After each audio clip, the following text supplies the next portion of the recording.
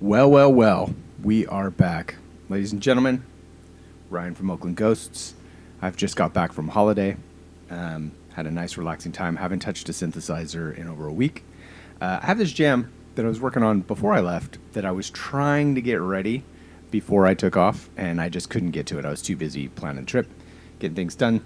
So this song's pretty close. I'm just going to be working on it. I'm just going to be jamming on it. If you guys want to chat, thought I'd run it live. We can hang out. Yeah, it's kind of a minimal techno track. I'll get to playing it here in a minute. I know when I left, I haven't listened to it since I got back, so hopefully it doesn't fucking suck, but I guess we'll find out.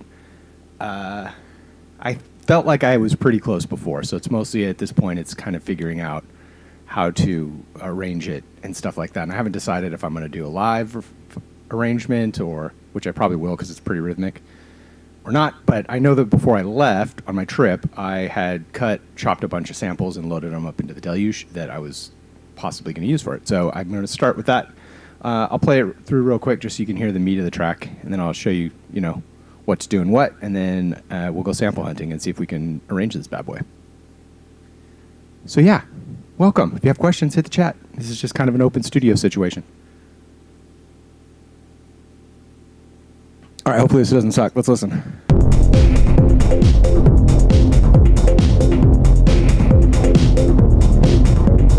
So that's kind of the meat and potatoes of the track. If you guys can't hear me, let me know too. This is about as loud as the mic's gonna go, but if I remember to talk into it, hopefully we're good. Hey, thanks, man. It was great. It was really nice. I needed it. So this is kind of the meat and potatoes of the track. It's going to be super minimal. It's in a weird scale. So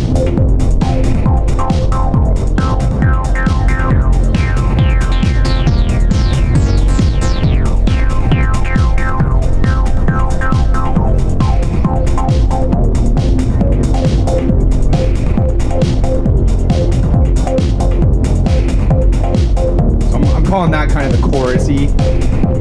This is going to, it can flip back into this.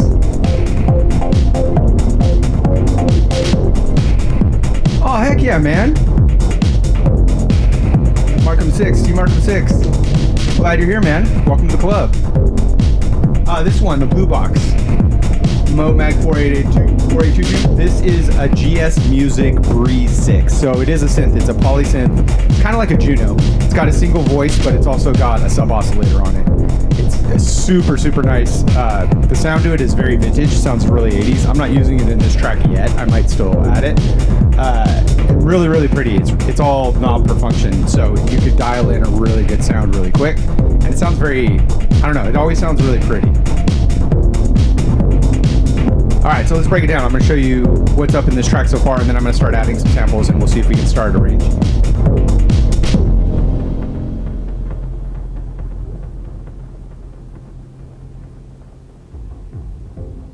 Yeah, it's got lots of knobs. It's really solid. It's built by these guys. I believe they're in Venezuela.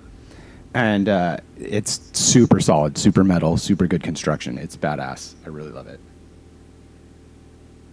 Okay, so this song started with this kind of drone that I made.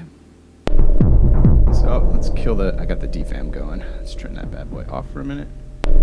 So just started with this. This kind of spooky drone. That's kind of what kicked it off. I thought I was going to make an ambient track. I was wrong.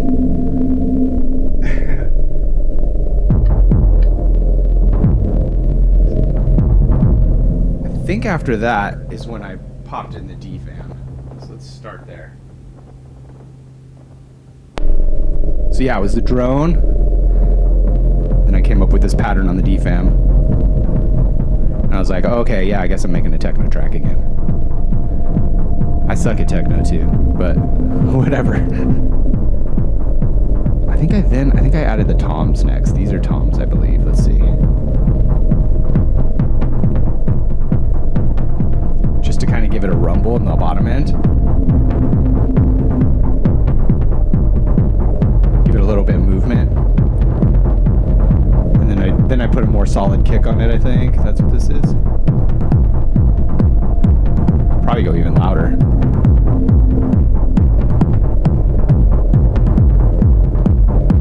Yeah, it's better. What's this?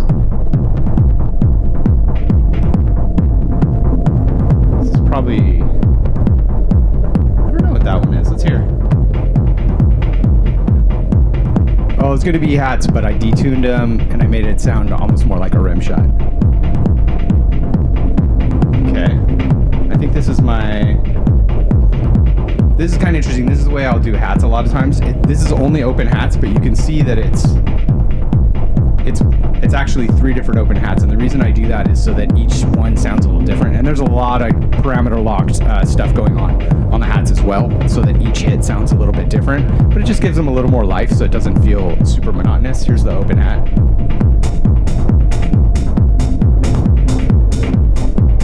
There's a lot of velocity changing, there's a lot of there's some LFOs on the filters, just so every hit's a little bit different, but then on top of that I layered them, and not everyone has all 3 layers going on, so that each hit's just kind of a little bit different. I've also definitely shifted the timing on that, so it's not exactly on the upbeat, just to give it a little swing. I think this one is probably going to be my open hats. Let's see.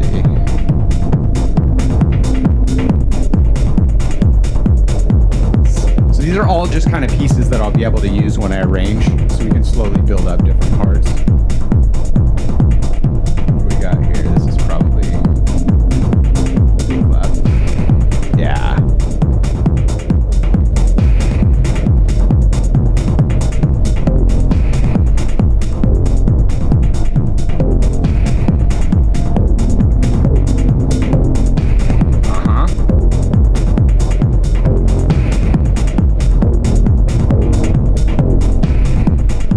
Kind of be in this range for a long time. We'll be able to play in there for a little bit. And then the second part is...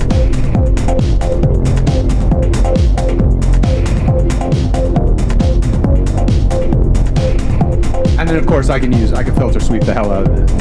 Open the filter on the mode. So the main bass line is coming from, it's using the monoline sit for the really deep stuff for the sub bass. And then I'm using the sub 37 for most of this stuff. This is all sub 37.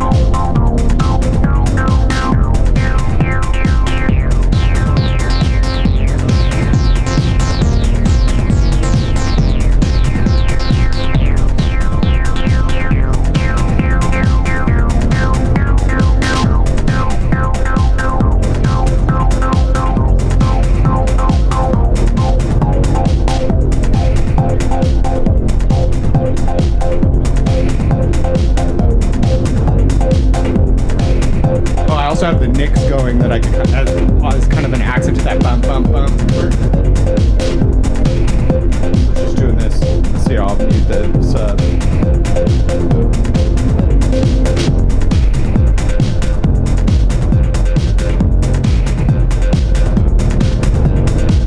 I can open that up too.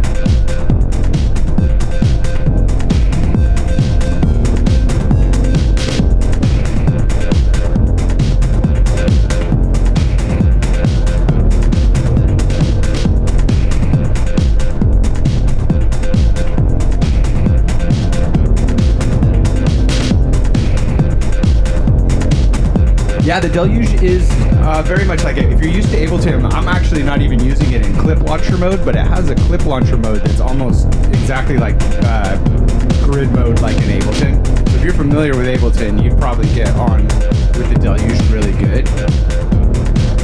I got it probably... So the Deluge was actually the first piece of hardware that I got. I've been using DAWs for years, pretty much since Pro Tools came out. And I just kind of got burnt out using DAWs. I got sick of it. So the Deluge was actually my jump back into hardware. I mean, I come from like punk and stuff like that. So I was in indie. I was using guitars and bass and shit. But I've always had synthesizers in all my bands too. Not me playing them, not until recently. The Oxy looks great too. It's very, very similar. The thing that I liked about the Deluge, I got the Deluge first. It's the first thing that I got, and you can make everything right inside of the Deluge. That's what's really cool about the Deluge, because it has a synth engine, it is a sampler, it is a looper, in addition to being a sequencer. At this point in my setup, it's predominantly used as a sequencer for all my gear, and my drum machine. I use it as my drum machine and sampler, I guess you could say. And then sometimes I'll still use it for the synthesizers as well, because you can put multi-samples in it. So you can, I can multi-sample any of my synths and then I can just use them. Totally. And actually, I didn't take it with me this time, but last time I went to a desert island, I brought the Deluge. It was the only thing I brought, and I was making songs on the plane. This time I decided no music for a week. Just got back, for those of you who just joined me, I just got back from a trip, so I've been jonesing to get back in the studio. But yeah, the Deluge is great. The thing I love about it is that it grows with you. So it can start as your only thing, and then as you add pieces, it can sequence all those things too. And the other thing, like the Oxy and some of the other ones, kind of have these limitations built in. Like you could only do, say, like 8 MIDI channels or 8 tracks and stuff like that.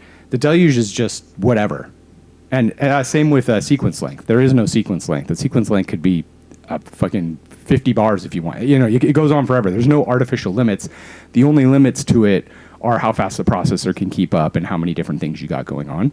So it's pretty versatile as far as that's concerned. I have considered the Oxy many times, and I still might. But the other thing that I really love about the Deluge is the arranger mode. Is if you're coming from a DAW, it's like working in a DAW, which we're going to jump into in just a second here. If you can play it live like I'm doing here.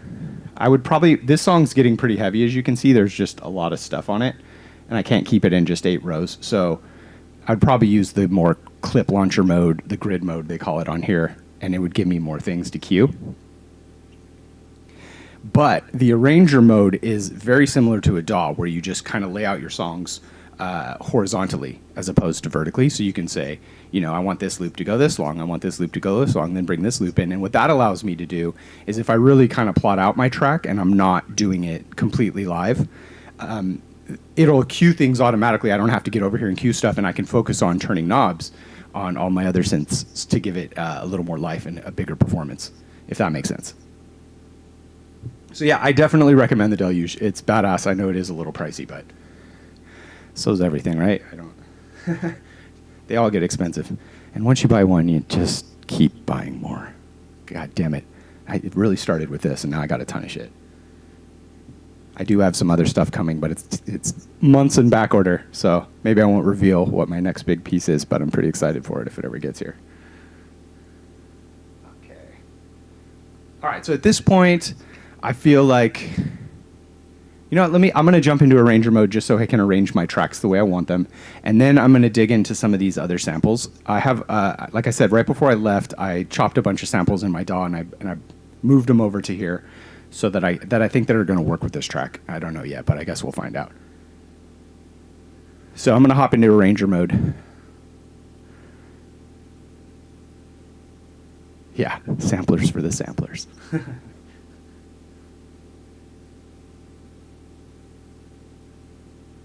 All right, so the first thing about the Deluge in arranger mode, one of the first things they do is whatever order that you brought in new tracks or created new tracks, that's the initial order that the arranger is going to be set up. So the first thing that I always like to do is kind of figure out what's going to go where, so that I know this is, like I said, my kind of DAW mode, you know, the main mode where you're looking at it horizontally. So I put things in a certain order, like I like my drums up top, that kind of thing. So let's see what we got here. I'm gonna turn off the D-fan. What do we got here? Oh, yeah, man. Dude, Kickstarter. Oh, jeez. Yes, Poly Desktop recommendations. Well, definitely the Bree 6. That one, especially if you like, most of my stuff's analog, so any of my recommendations are probably going to be analog. The other one that I would recommend, depends where you're at in your journey and what you're looking for. So I have, the two that I have is, I don't have the desktop version, but I also have a Teo 5. The Teo 5 is crazy. Like, in terms of sound design, you're going to be able to do so much with it. Like, you'll be able to get pretty much any kind of sound you're going to want. And it's an Oberheim, so you know it sounds good, right? And plus, a lot of people are building packs for it. So if you're not a sound design person specifically, but you're looking for a lot of cool presets, people have made tons of packs on the Teo 5 already. So that's a good one. If you like sound, I kind of sound design sounds per track as I go, because I have a lot of stuff that doesn't even save presets. This one does. The Bree 6 I really like because it just sounds so great. It's like a giant sweet spot, and it's really easy to like get sounds really fast. The Teo takes a little more work, but it has a lot more opportunity. It has a lot more modulation options, so you can get a lot weirder with it. This one is a little more limited, but it's very immediate, and it always sounds good because it's kind of right in the pocket. So I would definitely recommend the Brie 6, and I would definitely recommend the Teo 5. Those are excellent poly choices. Some of the other ones, does the multi-poly, I don't know if the Korg multi-poly does, that one's not analog, but it sounds great. I don't know if they do a desktop version, but that's also a very versatile one, but it's a lot more menu divey. So I like things that are a little more immediate. Those would be my options. Yeah, if you prefer analog, I'd say the Teo is a great choice. They also make one called the E7 that's a 2-oscillator one. I actually think the Brie 6 sounds better personally. And then, yeah, the Teo. The Teo is great. If you were going between the Take 5 or the Teo, I would go with the Teo. All right, so that's my drone. So at this point right now, I'm just kind of trying to figure out like what all my tracks are, because I don't name them because I'm an idiot. Okay, that's my kind of... That's definitely my bass. This is probably my second bass. Okay, so I can see what order I created stuff. That's my kick. Now, when I build kit tracks, you can go into all these. So like I said, these are all my loops. These are the lengths of my loops. And this is what I mean by it's kind of like a DAW setup. So you can just kind of, okay, mute that one there, and you can just go horizontally, and you can kind of lay out your whole song, which is really cool. So lately, the way that I've been doing, when you build a kit track for drums, you could put all your samples in one thing and just do it that if you don't mind having a stereo track. But what I do, when I do my performances, I build the whole track, and then I have all my synths going into a mixer, and those go out individually into my DAW, so I record my performance live. And then I could stem out everything from the arranger mode separately as well. So my producer has been yelling at me to separate my drums. So now I separate my drums.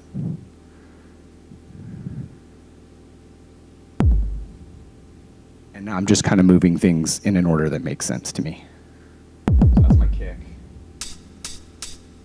That's going to be my open hat, I assume. I also color code things for me so that I know what's what. I like my drums yellow, I like my basses blue, and then everything else is kind of whatever. That's like a snare. I put that there. I don't know what this one is.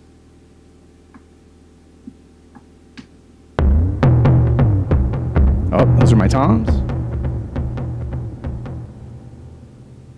Oops, what did I do? Probably want those under the bass because they're actually kind of a bass.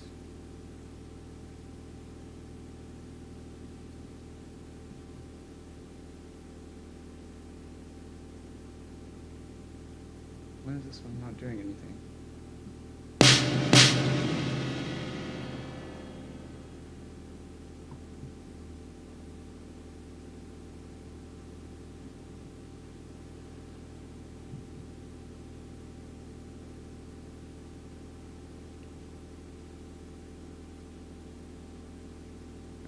So to color code in the arranger, you actually color code in your in song mode. So you do it here, and the way you do that is you just kind of hit. Is it this one? Let me see. I think you just hold Shift, and then it'll cycle through colors. The more tracks you have, the more color options you have. Now, normally the way most people use this is they kind of color code sections. So you might have your A part is all blue, your B part's all pink, etc. And what's great is from this mode, what you can do is you can just click that, and it'll only cue those tracks, and it'll mute all the other tracks. So it's good if you're trying to jump sections, but I work differently because I mostly work in the arranger mode. So I just go like this, and I just I hold Shift, hit that LED, and I change the color to whatever I want, and that's going to correspond over here when you go to arranger mode. That's my drums. And then to rearrange stuff, you just hold the Q button and you just scroll up, and it'll move things around. That's awesome. I still don't know what this one was.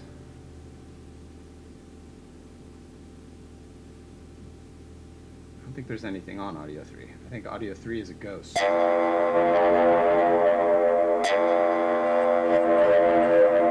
You can also mute and solo here. So to solo a track, I just hold this upper button, push it in, and click that, and it'll solo that track. Of course, if you're holding the Q button, it tells you what it is if you were smart enough to label it, but I'm stupid. So I know that that is my Nicks.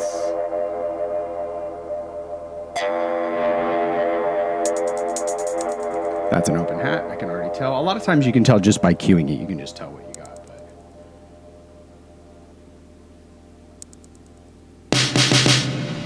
And since I put things in an order every time, I'm going to know what it is. Like right now I'm arranging my drums in such a way that it's like kick, hats, snare. You know, I know the order that I tend to do things, and it'll just help me later when I actually start arranging. I think this is a new one. Wait, that's that mystery one.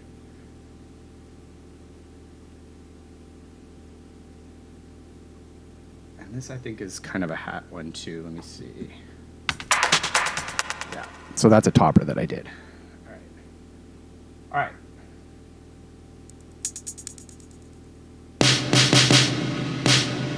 Where's my big hit?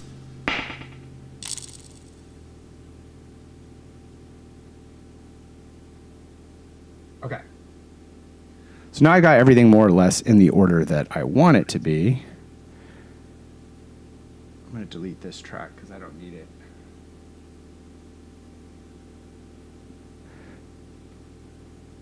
Yeah, so you can also mute. So if you're in here, I think this one does mute. Yeah. Or you might even be able, oh, mute, you just hit it. Yeah. You just hit the button and it'll mute it, it'll turn yellow. But if you want to solo, you just click on that top button and go like that and it'll solo tracks, which is helpful. All right, so I've got all my tracks in. Let's get us back to the beginning, and then I'm going to kind of dive into my samples, the samples that I pulled right before I left, and see if anything's going to work. So once again, this is pretty much where we were. Still needs a mix.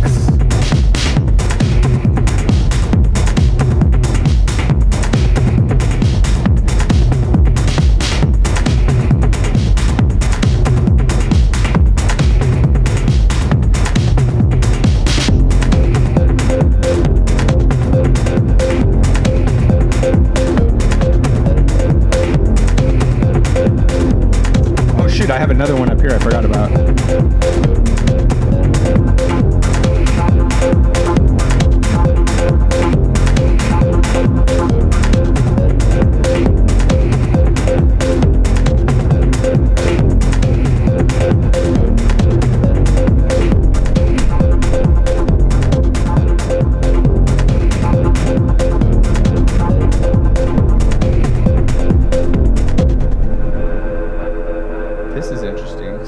Actually thinks that these two are related. They're not related. All right, so let's change the color of this one. Huh, that's interesting. I've never seen this bug. So an audio track can't usually have an alternate, but for some reason, there we go. It won't let these two be on at the same time. I don't know what that's about.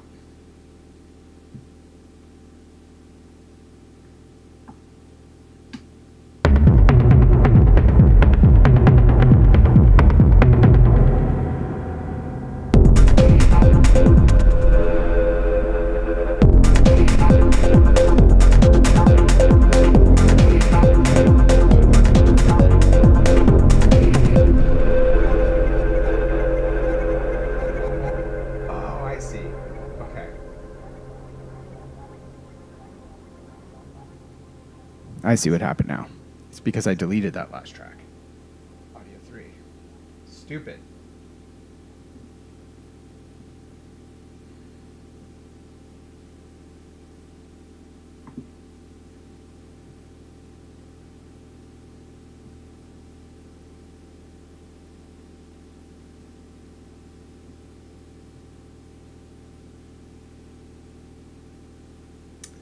Well, that was my mistake. Good thing I can load back what I had there. Now everything's out of order, but we'll figure it out. All right, let's start pulling in some samples. How about that? So this one is audio 3. Let's remember that. That's audio 2. And you are audio 3. Gotcha.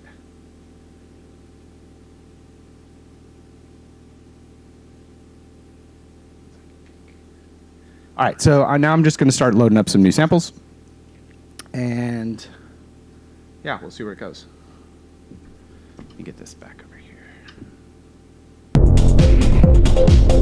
I think the core groove's pretty good, though. I'm feeling it. All right, cool. So I don't know whether I'm going to use these as...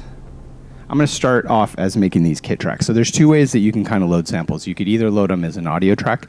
When you load them as an audio track, they will automatically stretch to whatever your tempo is. So that's good if you have like a drum loop or a loop that you cut, a musical loop, something like that, melodic one, I should say. Any kind of melodic or rhythmic loops, that's a good way to do it because it'll automatically time stretch it to whatever you need to do. I already chopped these samples to the right thing, so it doesn't matter. You can also load samples as kits, or even you can build synths out of them. So I could load, like, say, a vocal sample into the synth oscillator, and it will transpose it, and I could play it like a synth. So there's lots of different ways that you can load samples. The way I'm going to do it for this track is I'm either going to build audio tracks, or I'm going to set them on a grid, like you would on a drum machine, for example. So let's start with that, just so we can take a look at what we got here. So I'm going to change, what I did is I just clicked in here, created a new track. I'm going to change it to a kit track, and I'm actually going to change it to a new kit track. So if you hold shift and hit kit, it's going to go look into whatever the last folder is that you looked in. And mine is defaulting to the folder I made for this.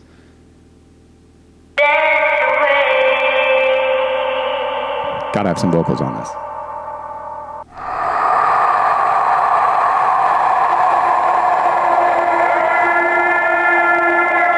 So this is kind of a riser that I made.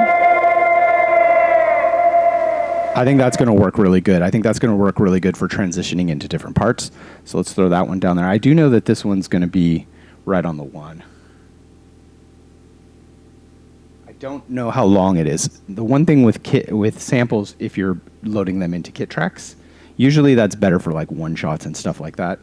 But I'm not going to do that. They've made a lot of updates with the community devs have made a lot of updates, but initially audio tracks were a lot more limited in the kind of modulation and using different things to affect them. They're better now, but they are still more limited than kit tracks. So this just opens up more opportunities to use, say, LFOs, things like that, that I might want to use to fuck with these samples further.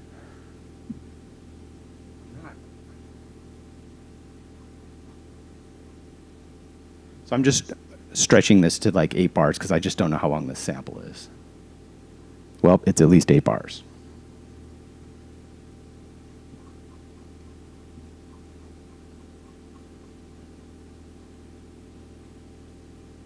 And the reason I'm doing this is because if I lay that sample in, it's gonna cut, it'll cut it off if it's longer than what the sample actually is. And it looks like, yeah, so it's 8 bars. So I'm gonna shrink the length of the kit back down.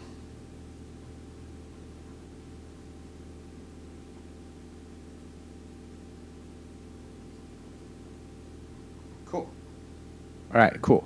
So let's take a listen real quick, see what that sounds like in there with it. It's probably going to be loud.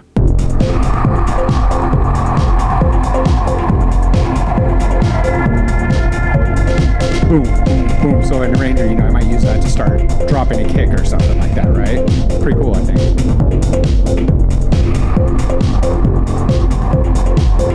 It'll be subtle. I think it's pretty dope. That's definitely usable. All right, and I'm going to keep this on its own track again. Let's change this to something different color, maybe. Sure, we'll go green. All right, let's keep going. Let's see what other kind of samples I have in here that I might want to use. Make another kit track. And again, it goes right back to the last folder that you were in. And it's really easy to navigate folders too. You just hit back. Usually it'll open up into your root folder, which is this one. I have another folder, it's called Ryan. Go in there. And I have it broken down in a way that just kind of makes sense to me. Whether it's drum kits or loops and all these things, right? I have one folder called song-specific samples, and that's when I'm cutting samples and bringing them in. So I'm going to go to this song. Who's that bass? Sure. Here's another one that I'll probably like. I don't know. Who's that bass? Who's that bass?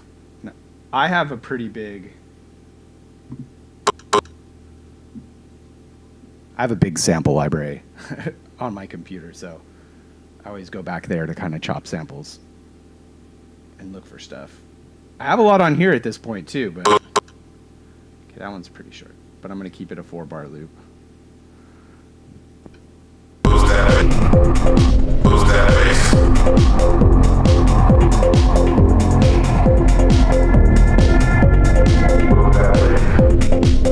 But as you can see, I can right now I'm in the filter, so I can filter this.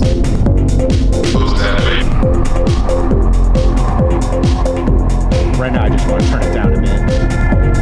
Who's that bass? I'm just getting rough levels. Who's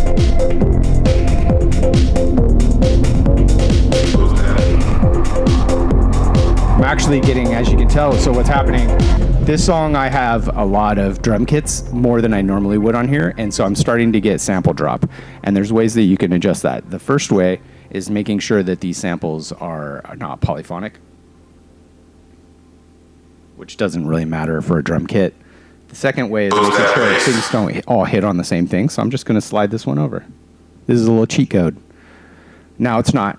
When everything, basically what's happening is if multiple things are all hitting on the same step, if you have a ton of stuff and they're big samples, eventually you're going to start getting stuff dropped. I'm not really worried about it most of the time because I'm not mostly ever going to have everything playing at the same time. You know, I'm going to drop things in different places. So there'll be room, but this is a way that you can get around it. I think this will help. Now this is moving a little bit off the grid. It's not hitting at the same part. So it'll probably hit every time. Now it's going to hit every time because they're not cueing at the same time. But it's negligible. I nudged it 1 micron or whatever, you know, so it's you're not going to hear it timing wise. So there you go. Little pro tip for you. All right, so again, I'm just kind of loading all my different samples, and then we'll figure out arrangement after that. Who's that bass? Yeah, that's pretty. So we'll load it.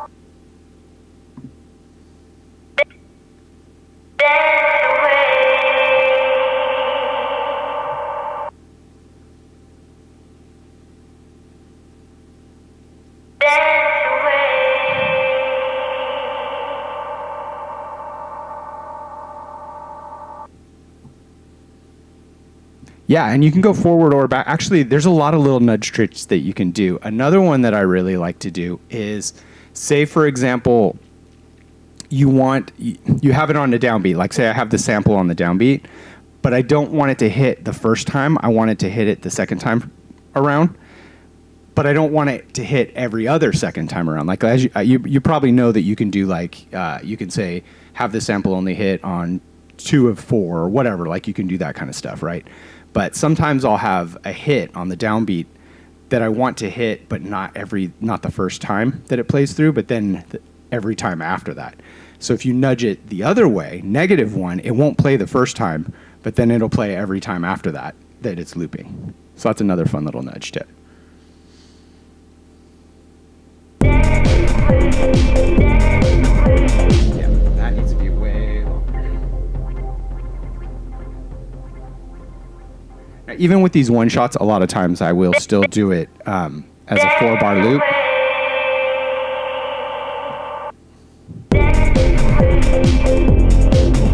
And I'm just kind of getting rough levels for now. I can always change these levels when I get into the next stage. And I'm putting them all on the downbeat right now because I'm going to build this song in arranger mode. So it doesn't matter that they're not in the same, it doesn't matter that, you know, I have it on the second bar or something like that. It doesn't matter because I could do that in the arranger mode. The other thing I like about the arranger, I have a couple samples.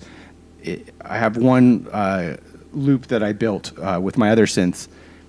I think it's an 8-bar loop or a 4-bar loop.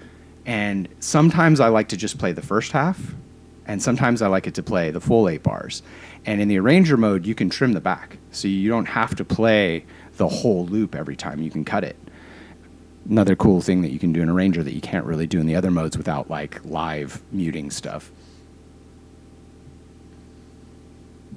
All right, I think I got a couple.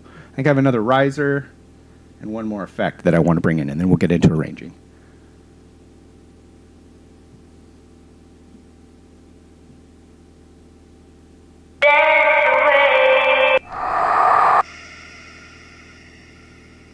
Yeah, I think this one's pretty cool too.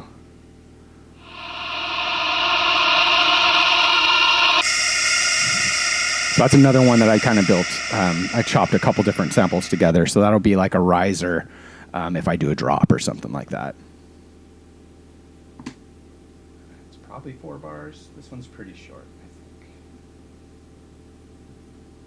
I think.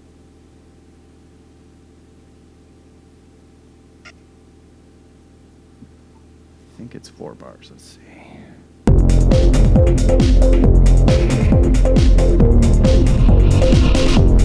Nope, it's 8 bars.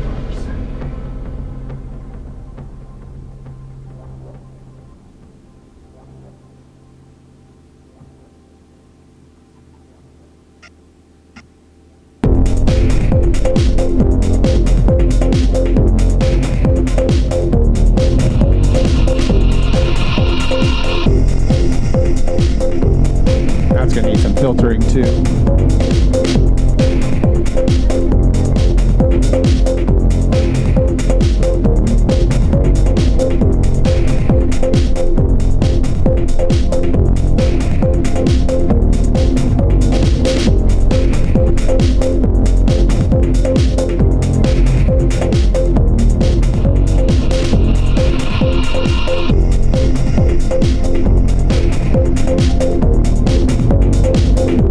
Just kind of, again, I like to get the levels pretty close before I jump into Arranger. It's not my final mix by any means, but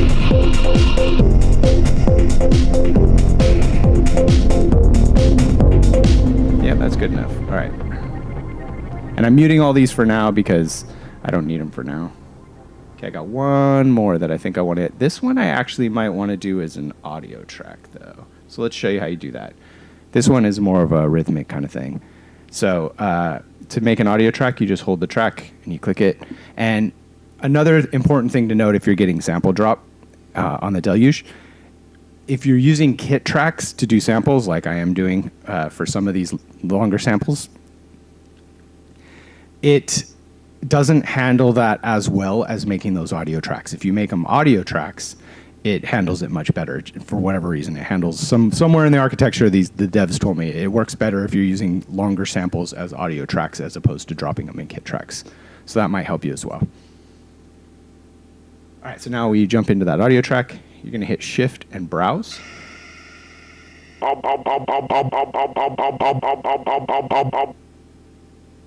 Yeah, and that's just like a rhythmic one. So I don't need to. There's no reason for this to be on a kit track on this one.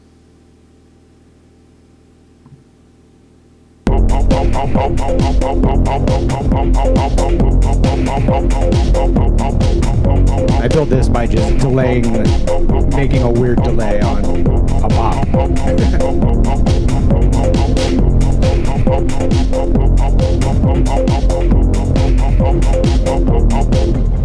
Cool.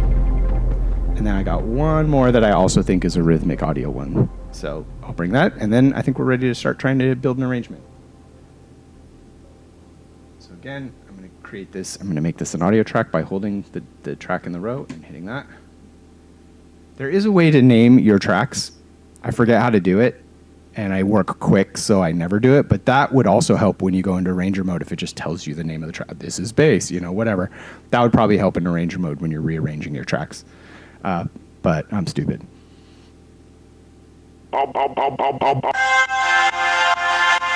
And this was a side chain vocal effect that I made. Same thing. It's kind of a loop. So this one's fine going as an audio track.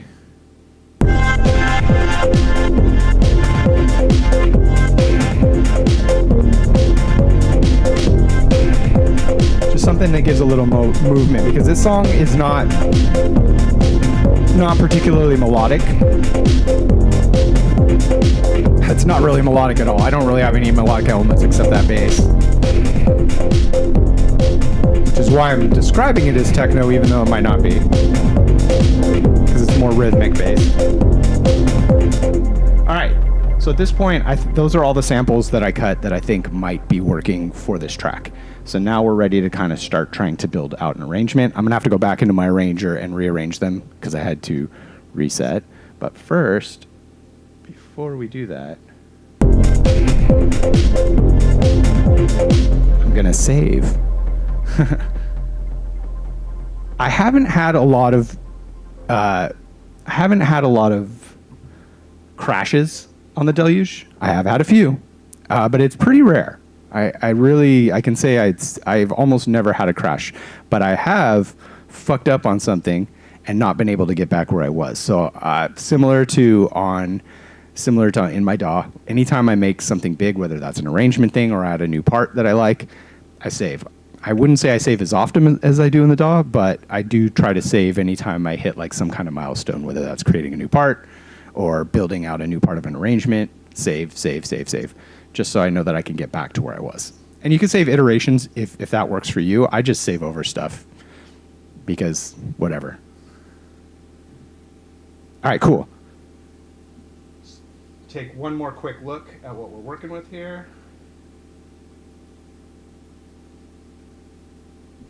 Yeah, as you can see, I'm using a lot of different rows, more than I'd like to usually use, but that's kind of how it goes. So it's probably going to be a green one too. Let's bring you down. So yeah, the way that I've arranged it, once again, the way that I like to arrange it, I'm going to make that guy a different color too. Let's make you red. So I make things different colors so that when I get into arranger mode, normally you would use this to group like A part, B part. I've said that already. And then you can cue them instantly by hitting this section. It'll cue everything in the same color, but I don't play it that way. I build songs in the arranger. So I like to color code them so they make sense to me when I get to the arranger. So I'll do all my drums as yellow. Those are all different kinds of drums parts. I'll do my basses, usually as blue. This one's a little bit different because they have two parts. So they're blue and purple. They're blue and pink, actually. In fact, I might change this real quick. Pink and this to be blue. And what I'm doing here is these ones, the blue ones, those are my primary. The pinks are my secondary. So even though these are 4 tracks right now, they're actually 2 tracks. And they're 2 variations on 2 separate tracks. And you can get to those in the arranger view too. It kind of cleans things up by just changing the color. It goes to the B part instead of the A part. And then I've got all my samples, these extra samples that we just loaded in right now, as green. So yeah, let's kind of work through it. And then the DFAM is not even plugged in there because I'm not running MIDI on it. But it also has a thing. Okay, so here we go. Let's see where the track is at the moment.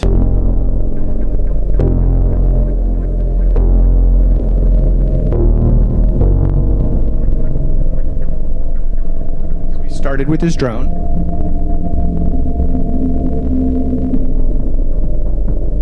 This is a DFAM.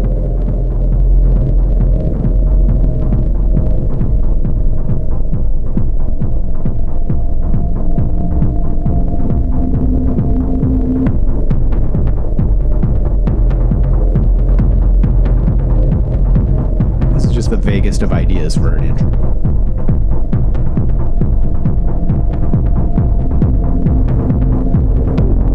Now, fun fact, you could actually record, like what I'm doing right now, playing this live, you could record this directly to the arranger. So you can do a live performance and record it to the arranger, and it'll separate all these tracks into the arranger.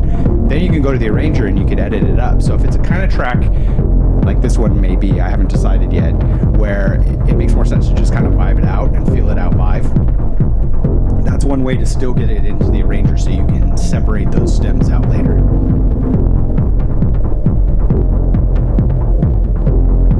I haven't jumped into 1.3 yet. Because I use this so much, Todd, I try to wait until at least a beta comes out. I don't know, I guess they are in beta at this point. I wait until the alpha comes out because I I don't want to move backwards if something's not working. I have heard that 1.3 is very, very stable, and it does introduce things like using this as a graphic display for things like envelopes, which I think is fucking awesome. I'm really excited for 1.3. It's been on the verge of coming out forever. It feels like it's been almost a year since the last one came out, but I still use 1.2. I use 1.2.1 because I know it's just pretty lockstep and very stable.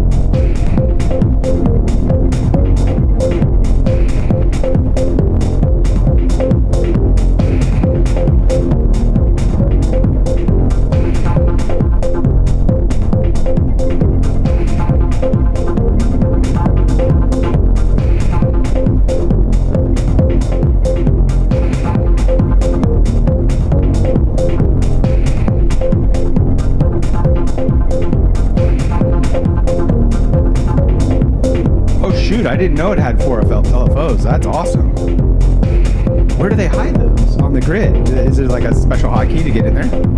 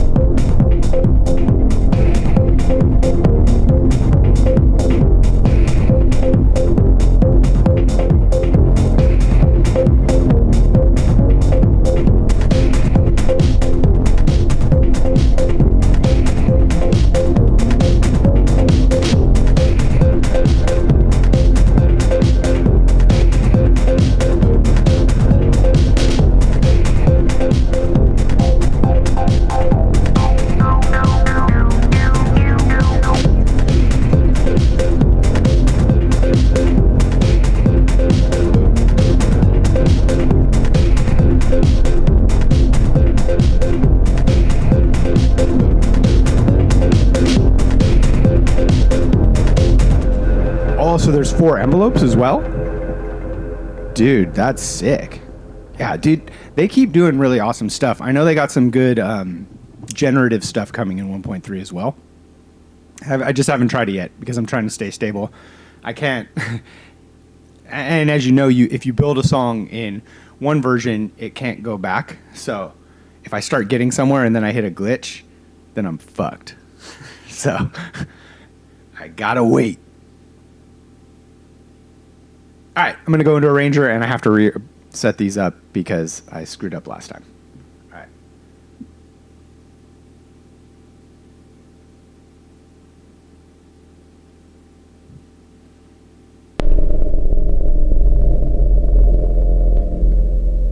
All right, that's my drone. That's my bass. That's my bass. Kick. Let's bring that up.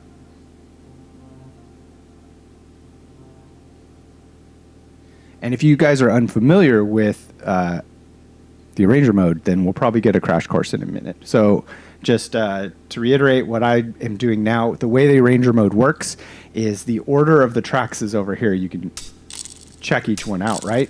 But the order is determined by the initial order that you created tracks. So what I'm doing is rearranging them in a way that works better for me. I try to arrange them in the same order every time so that I know what I'm hitting, more or less.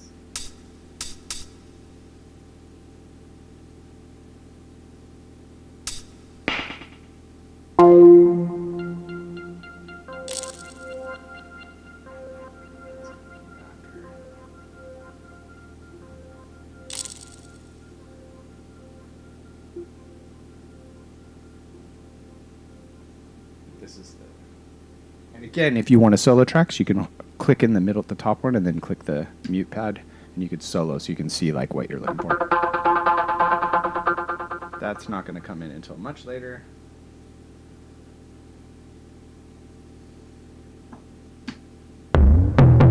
That's my tom, so I want that guy to be up. And to move tracks, you just kind of hold the cue pad, and you just scroll up, and it'll move it wherever you want it to go.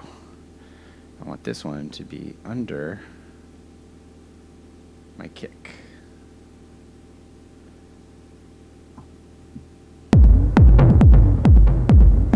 So what I'm doing with that is I'm basically using really low toms as kind of a rumble track. I'll probably turn those down. They feel a little loud right now, but they basically just kind of create a rumble underneath, like the kick's kind of echoing off. Just gives it a little more beef on the bottom end.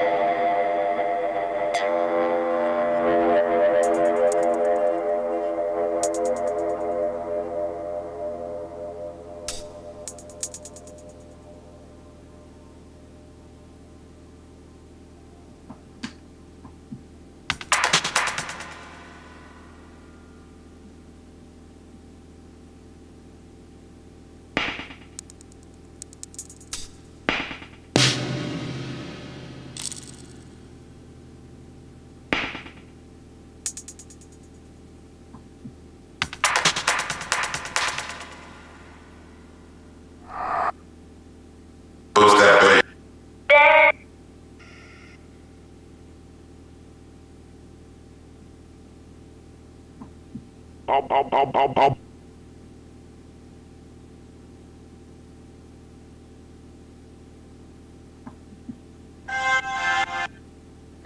And those ones I just don't care as much about. So all the green ones at the bottom, those are mostly like one shots or risers and stuff like that. Things that I'm just not as concerned with just yet. So at this point, I have everything. I'm going to go ahead and save before I forget. Basically, now I have everything in an order that I want them to be, and we can start arranging. So I'm going to go ahead and just turn all these off.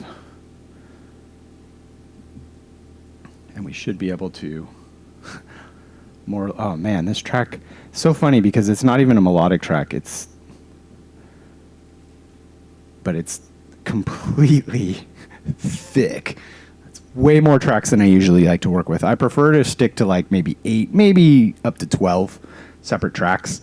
But yeah, this one, I don't even know how many that is, but it's too many. It's way too many. All right, so I know I want to start with that drone. That's going to be the kind of first thing. So when I'm arranging, I do a lot of back and forth. I'll go kind of from, I listen back a lot. I kind of try to feel it out and be like, all right, that makes sense where I want to drop in the next thing, right?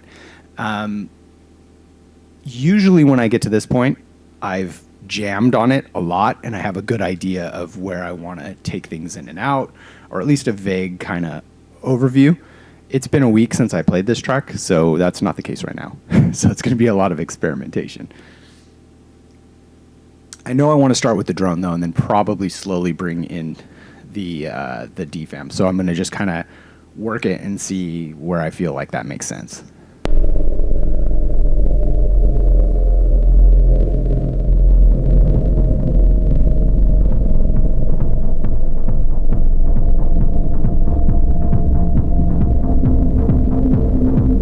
Probably by the time we get there, we're going to want to get something else, even if the DFAM isn't quite to the right volume level. So let's try it again. Oh, and fun fact, whatever reason, the Deluge sends so much voltage, sometimes I have to reset the DFAM, which sucks. So I think probably about halfway there. Let's go to turn cross screen on. Actually, I don't need cross screen on right now. This is probably where I want to start bringing it in.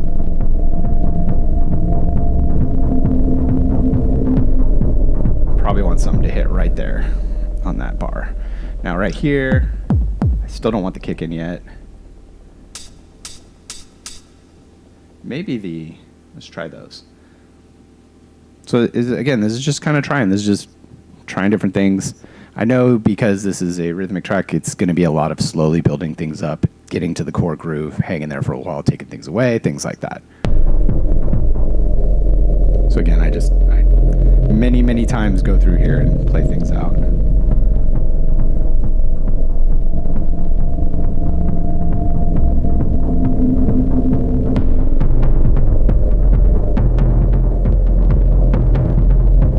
Okay, first of all, those are loud. Let's bring them down a little bit. Maybe 12. And I think the bass, the simple bass line should go there. That's find that. Alright. I think we're getting somewhere. Alright, let's try again. And anyone familiar with the DAW, the arranger's probably going to make sense. It totally makes sense to me. I have not found another sequencer that does a song mode this way. The Oxy has things, obviously the Electron boxes have things. A lot of them, though, are chaining patterns together. This is basically doing that, but it's just laid out in a way that already makes sense to me because I'm so familiar with DAWs. So that's where the Deluge really shines for me, is I love the arranger mode.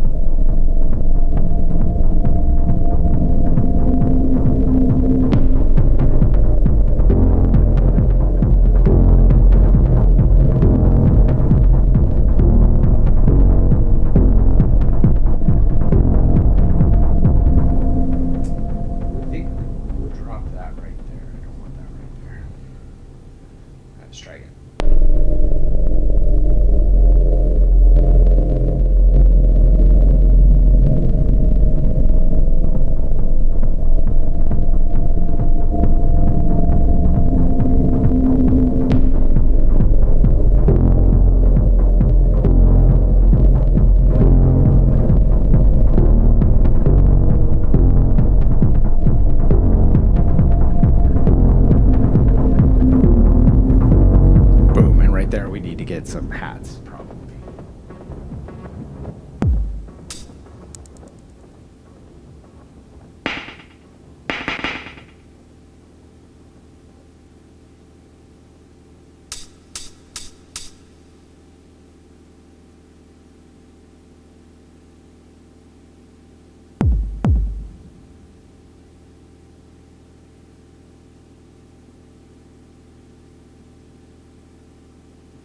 Right now, I'm just guessing.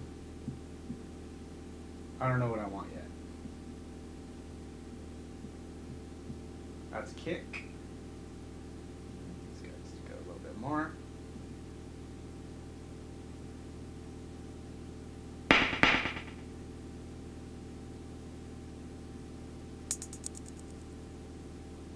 a topper. I think this lined up right. I did something wrong.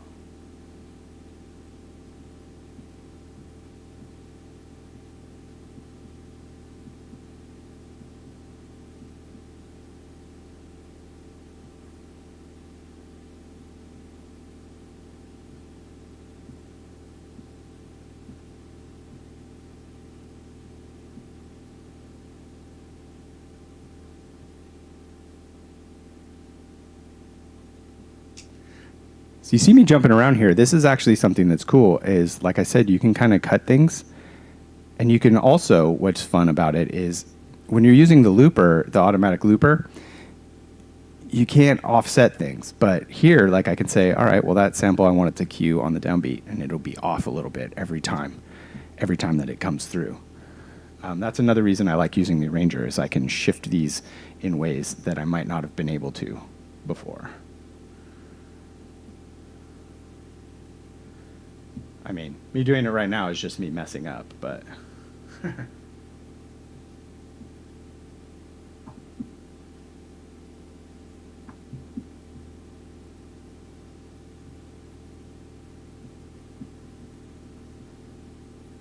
right, let's see what that sounds like. I think we're in a pretty good spot now. Let's get that reset. All right, so starting with the sample, here we go.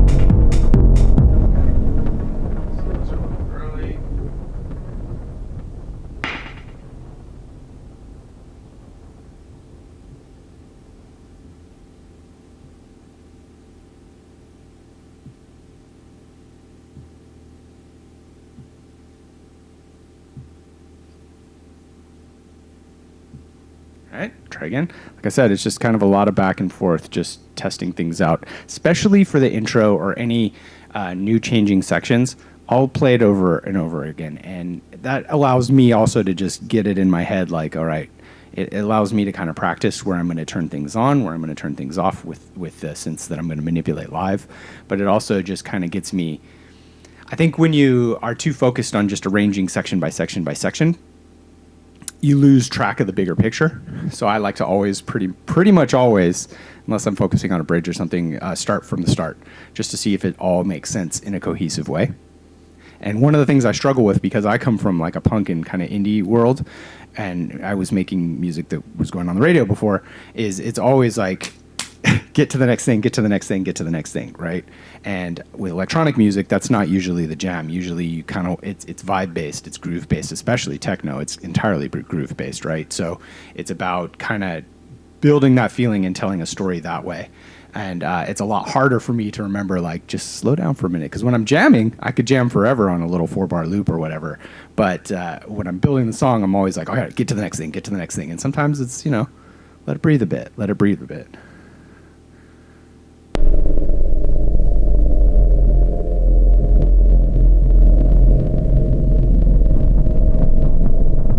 When I do this for real, I'll probably fade in that drone, but...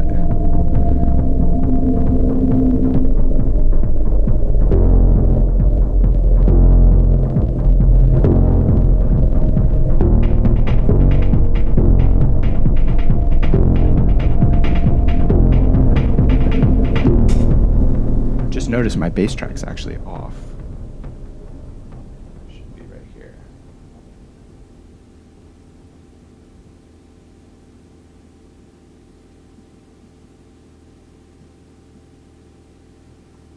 Yep. That's one of the difficult things that happens if you have too many tracks on is you can't see where they are in relationship to things. And the reason I want to fade in that drone when I do this for real is there's kind of a pop on the beginning of the loop. You don't notice it when it loops, but you notice it on the initial.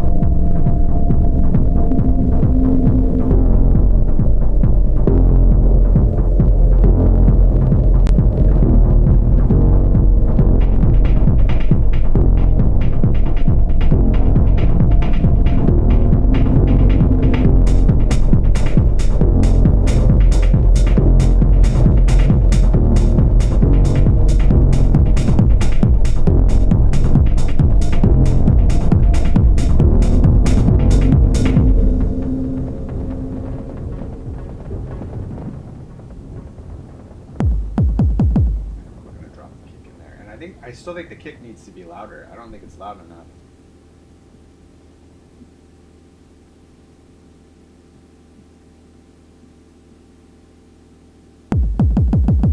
That just feels really soft to me for this song, so let's boost it up a bit.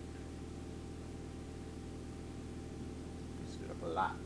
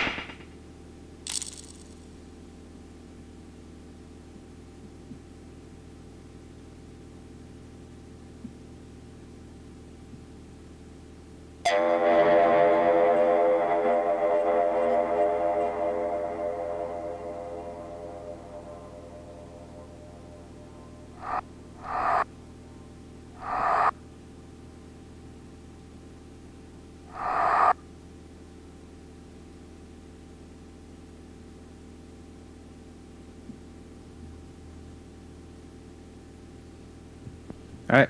Yeah, if you guys have any questions, feel to hit me in the chat, but this is probably the more boring part of the of the show. Arranging is not glamorous.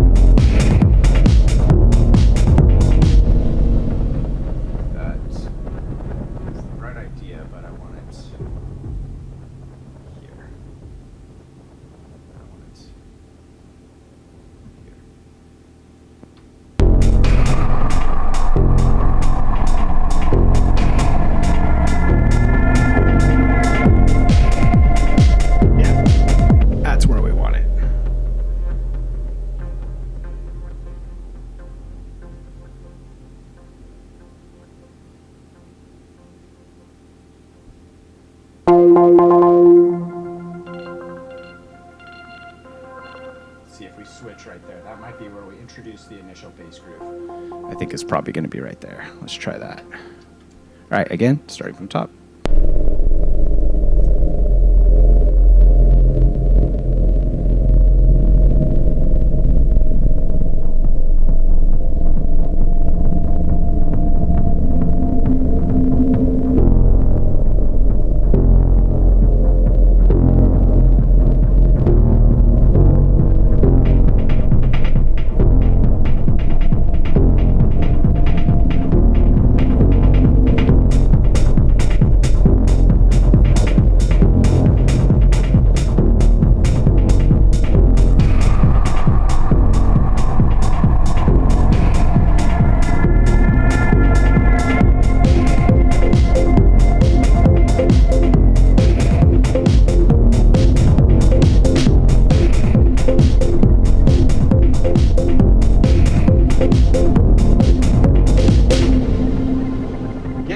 Getting somewhere.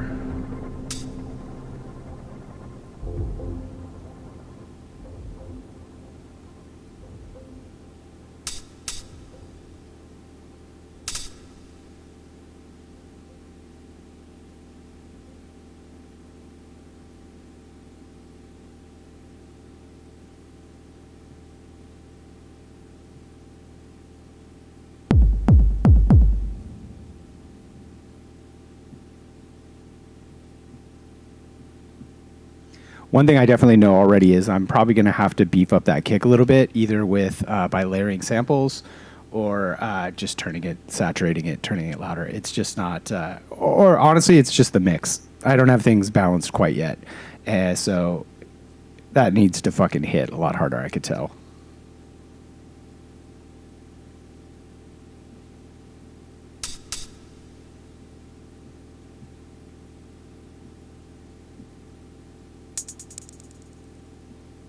Bring in that one there. See what happens.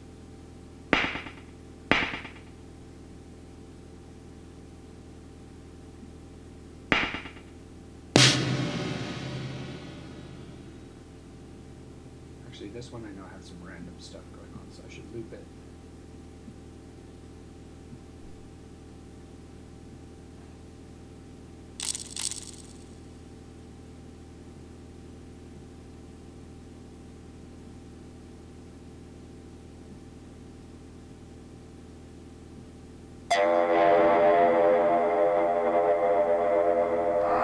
Boost that bass.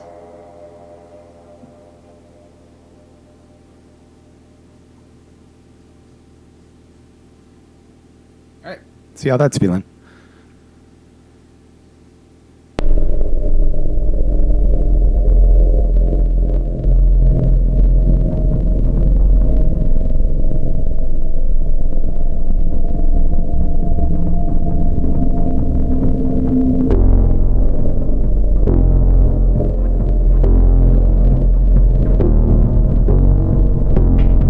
Probably cut out that first loop of the drone.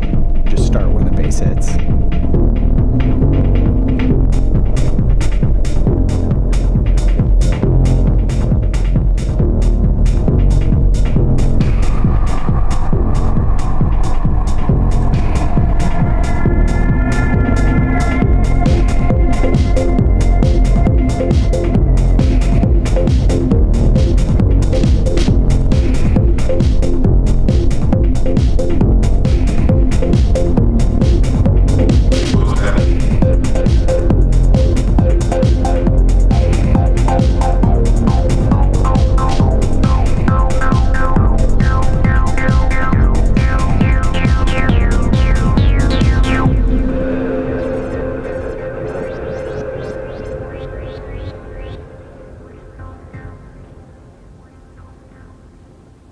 So I'm getting some sample drop already.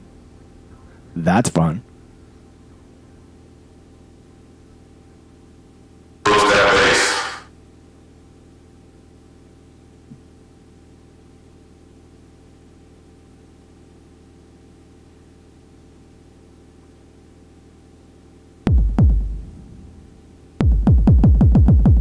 Big thick kick, but needs more saturated a bit. better. So I just saturated the hell out of it to get it to distort a little bit. Also makes it louder, but mostly I just wanted to saturate it. Get a little distortion.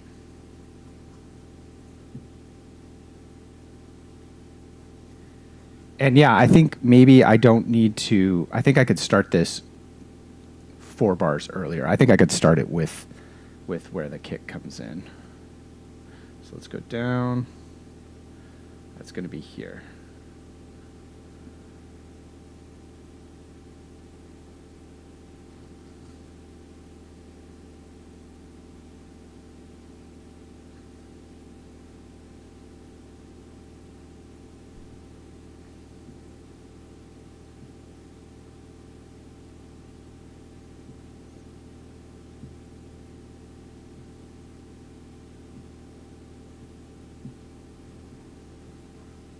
All right, and now I have this whole section where there's nothing. And so to move the whole thing over, you just go to like right here, hold shift, and it'll bring everything over.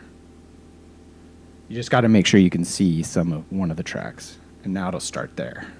So I just killed that first 4 bars. All right. Just felt like too much. The drone isn't the most interesting thing.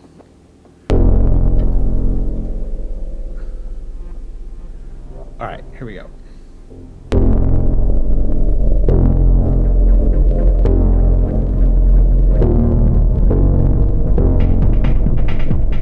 Yeah, that's already better.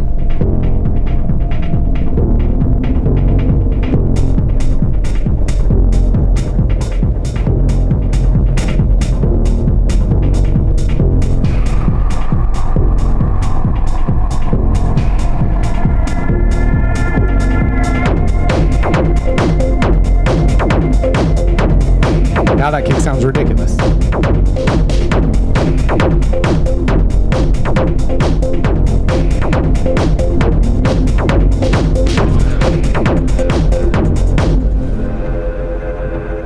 Yeah, I'm gonna go ahead and say that kick sounds stupid.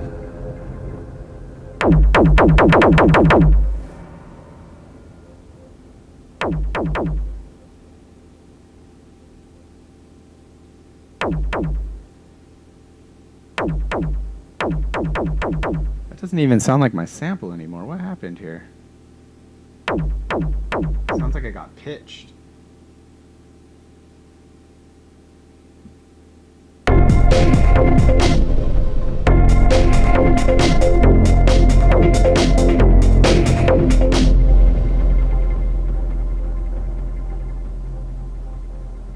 I think the deluge is struggling.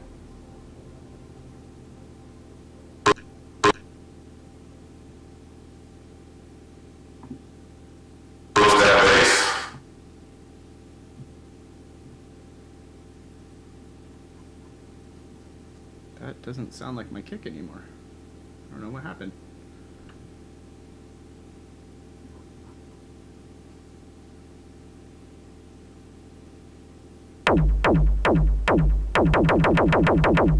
That's so weird.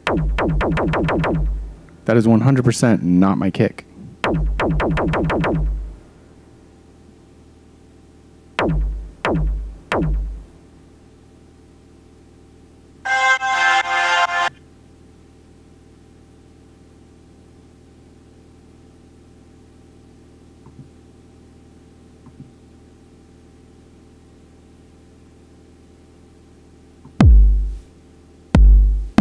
That's what it should sound like.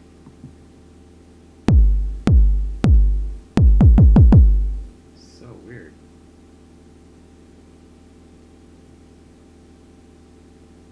Let's do this. We're going to go velocity mode.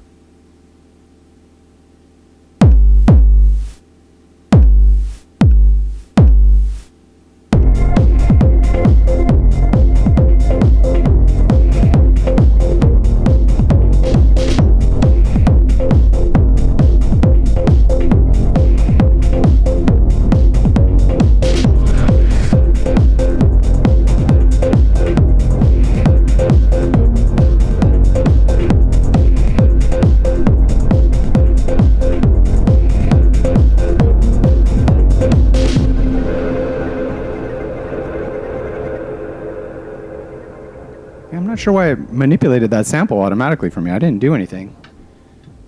I think the deluge is chugging here. I might have too many samples going.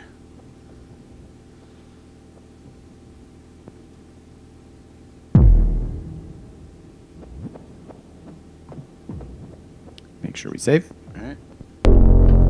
Let's run it from the top.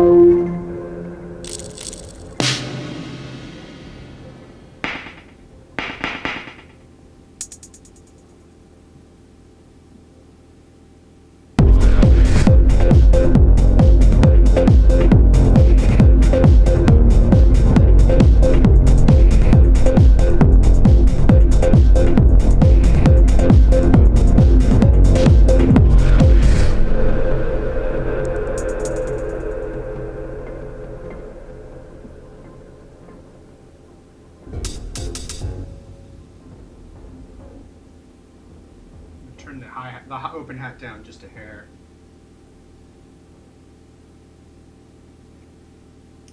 Now this is the one I was worried about because I'm using 3 in here. Because I have 3 layered in here, I think that's definitely messing with my samples a little bit. So I'm going to nudge these around just a hair.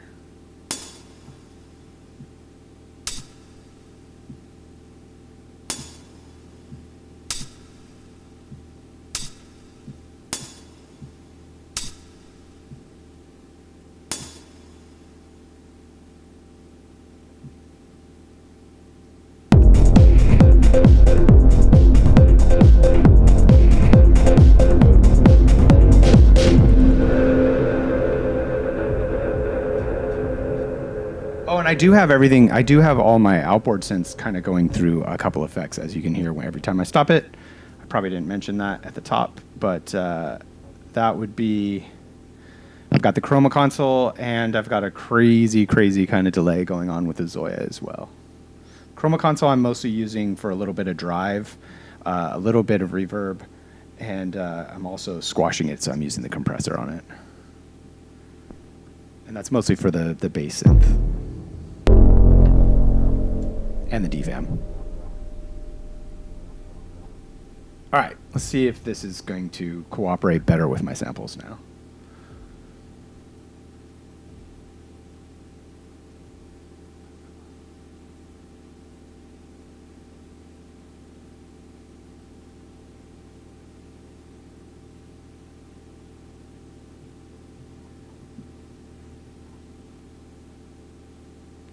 Okay, here we go.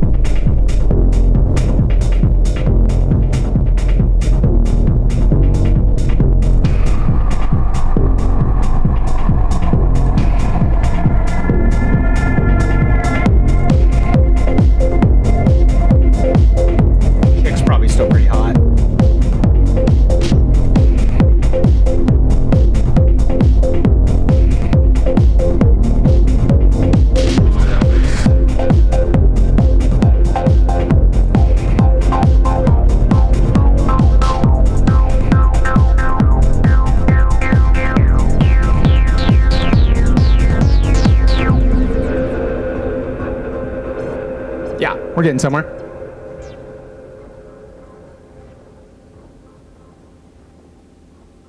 Close that bass. Close that bass. Close that bass.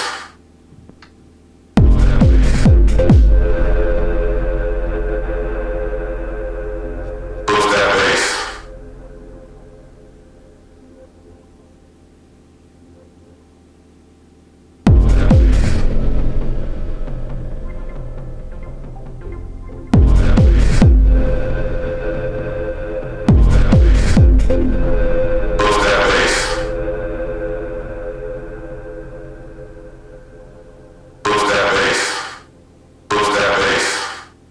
Kick is also too loud.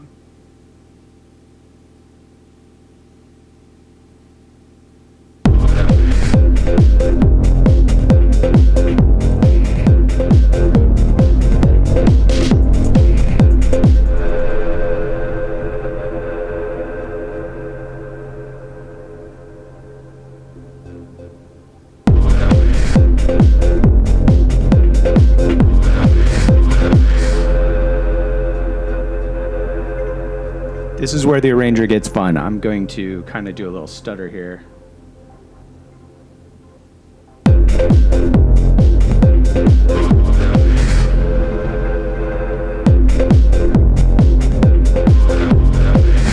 You do shit like that, which is harder to do when you're not doing it the right way.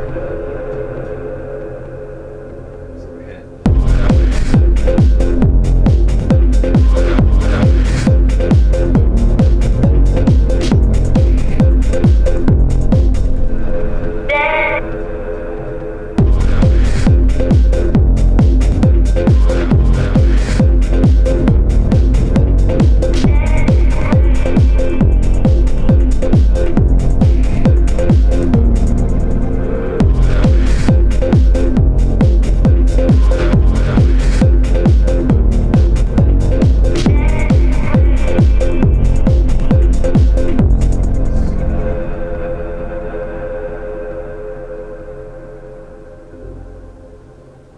I'm going to find a way to make that dance away vocal be a little more trippy eventually as well. I wonder if this one should be...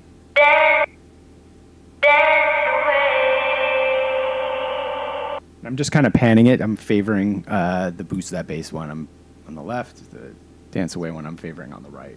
Just see if that adds a little interest.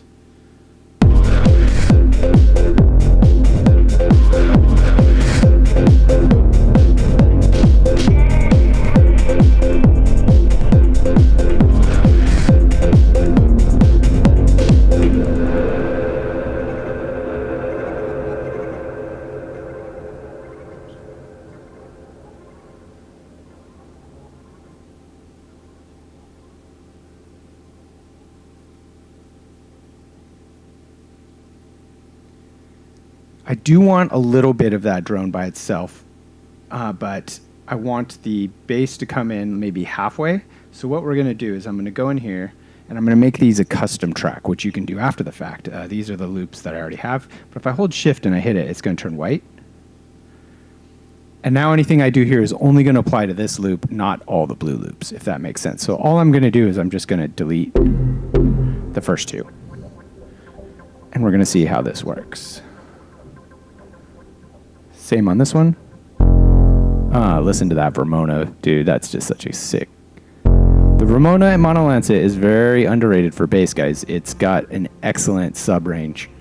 And this isn't even as low as it can go without getting farty. It sounds pretty good, I think. All right, let's see how this goes.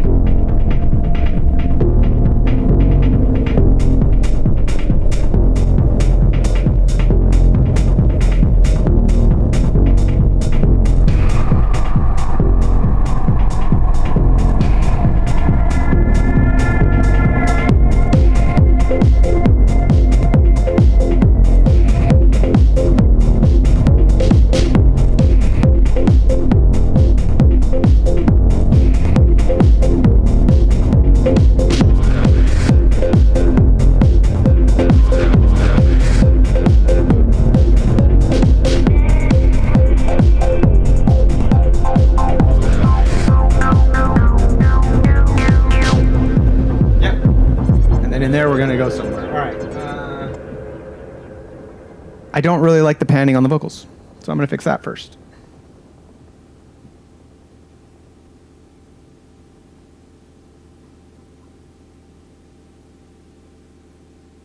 Move that bass.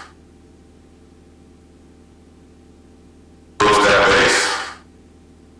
I also want to mess this one up a little bit. Move that bass. Move that bass.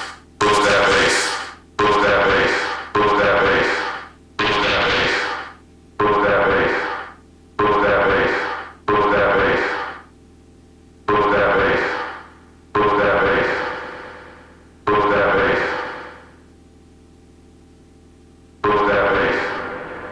bass. Move that bass. Move that bass. Move that bass.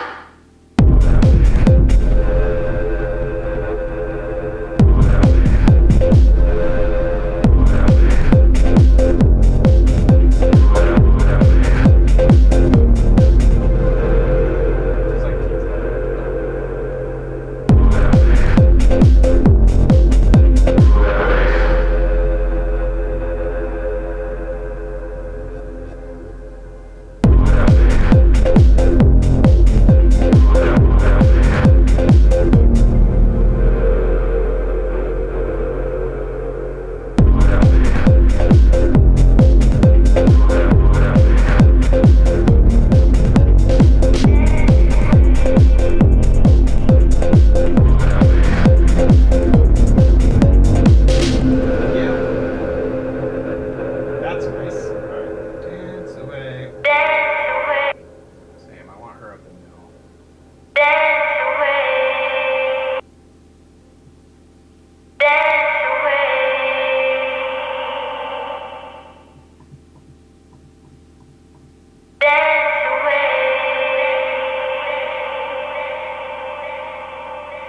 That's nicer.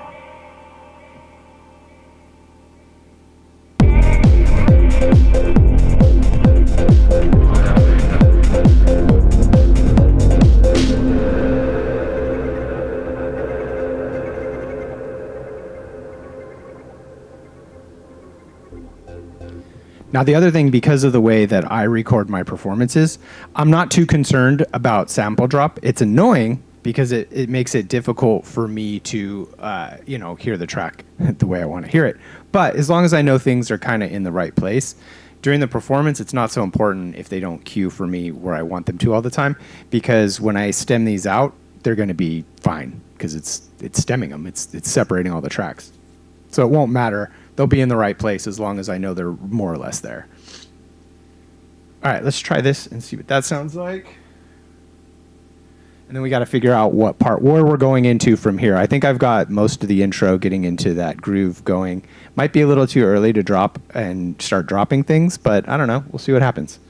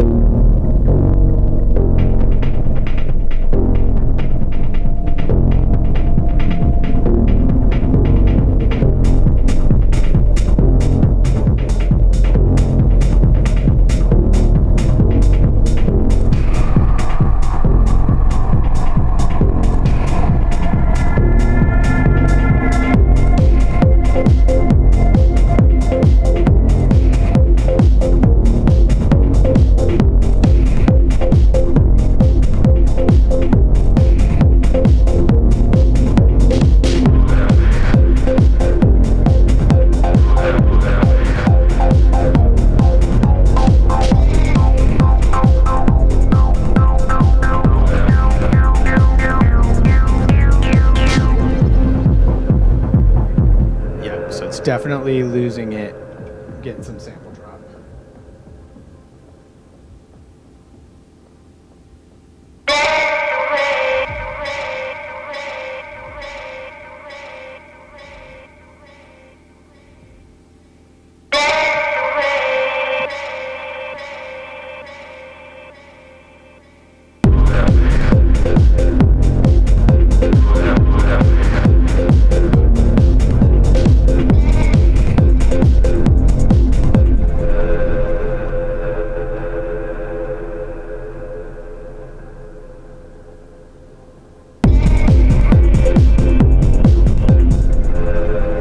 doesn't like the delay on there too much.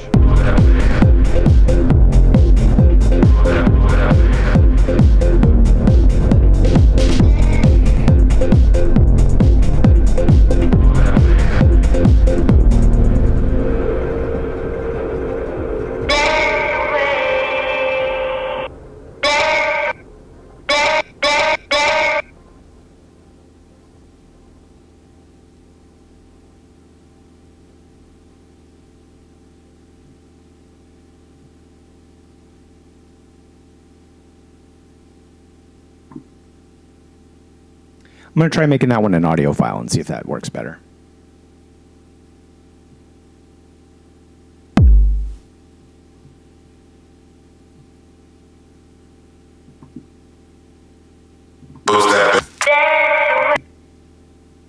Because I can hear that it's totally downgrading the sample, and it's just not. Deluge is getting annoyed with me.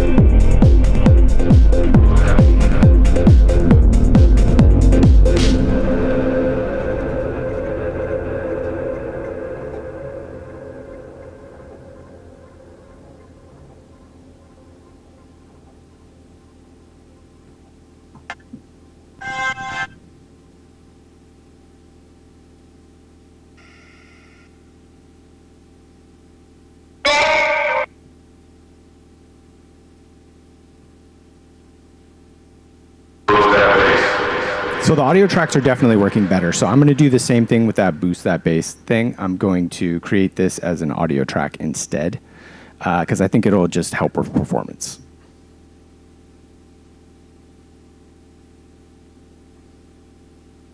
So you're getting a crash course in how to navigate. Usually I don't run up against this wall very often.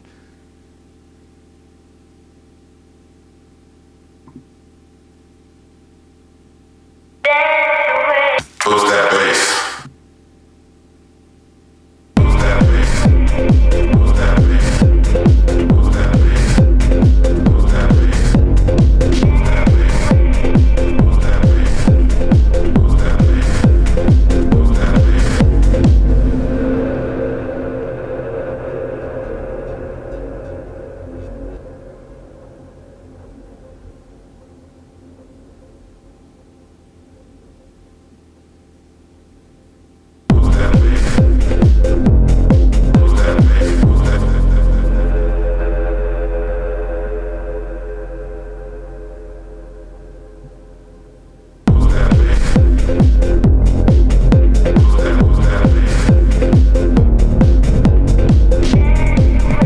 It's already handling things way, way better.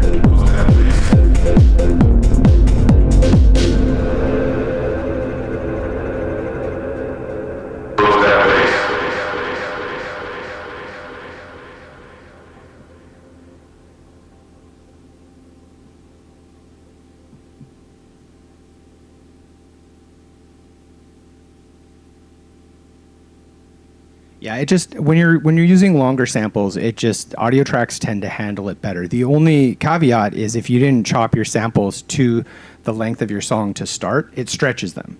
So that's if I did these one shots and they were just like whatever the length they were, and I didn't chop them to the length, which I did on my computer, they would stretch them, and it wouldn't work right. So generally, they work better with rhythmic or melodic sequences that are because it could detect what the tempo is of those. It's harder with one shots.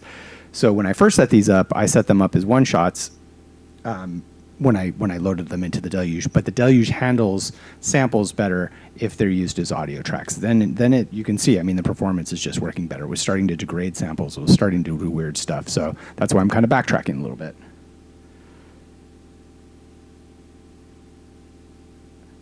Oh yeah, man! David, congratulations! Welcome to the club, man. The Deluge is pretty freaking awesome.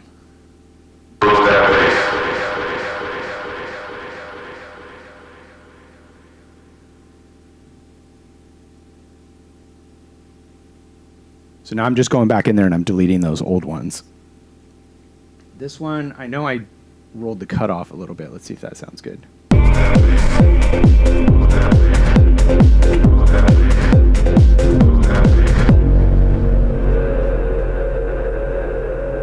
The other thing that's going to bog you down, so like I said in the beginning, one of the things that's going to bog you down, if you have a lot of samples hitting on the same step, that's when you're going to start getting sample drop. I showed the trick where you can kind of nudge things around. The other thing that's going to bog down performance a lot is effects, particularly delays or reverbs. And the last thing is release time. So if you have synths that have a really long release time, that's going to hit your performance as well. I'm not using any synths on the Deluge. I'm really only using it as a drum machine and a sampler at this point, for this track anyway. So I'm not as worried about that, but I am using a lot of effects. And that was another thing that was starting to kill it when I was using kit tracks. All right, let's roll it from the top. Go back to Arranger view and see if it's working. I could be the woman. It's okay. I'll if that's what must be done, I'll do it. I don't think my wife will come in here on camera. That's not going to happen. And definitely my daughter won't. All right, let's roll it from the top and see how we're doing. All right, here we go.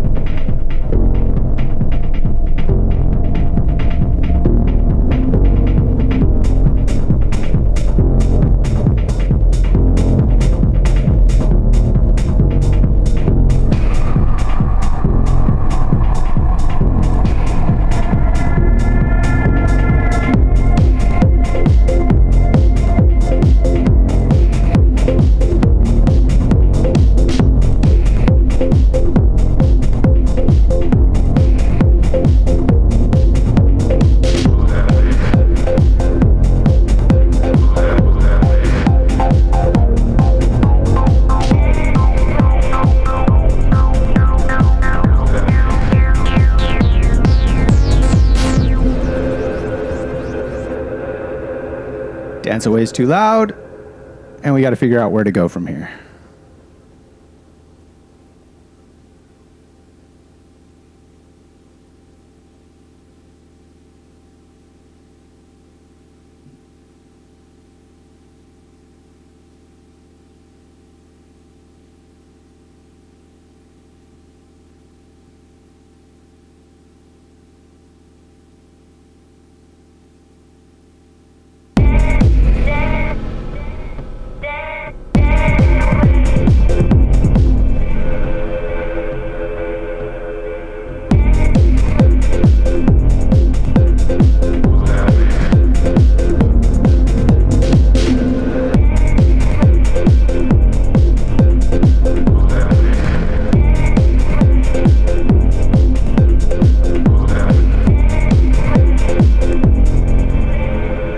Hey, Cheshire, England, what's up? Yes, more bass. I agree. We are getting there. This is definitely not the mix. I'm kind of getting it in there as I go. Man, don't you guys have a World Cup game? You're not watching it? I mean, I'm from America, so I have an excuse to not watch soccer. Don't be offended.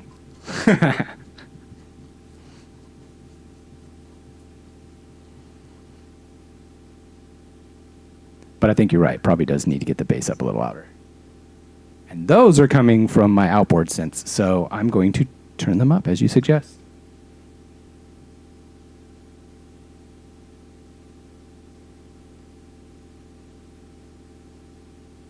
I also think now that the kick's loud,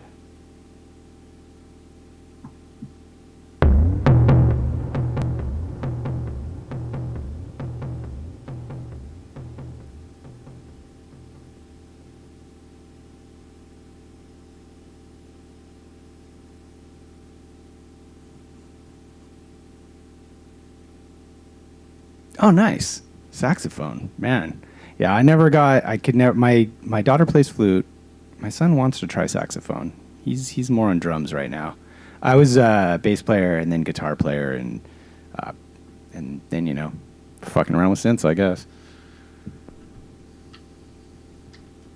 But live bass is a different animal than this stuff.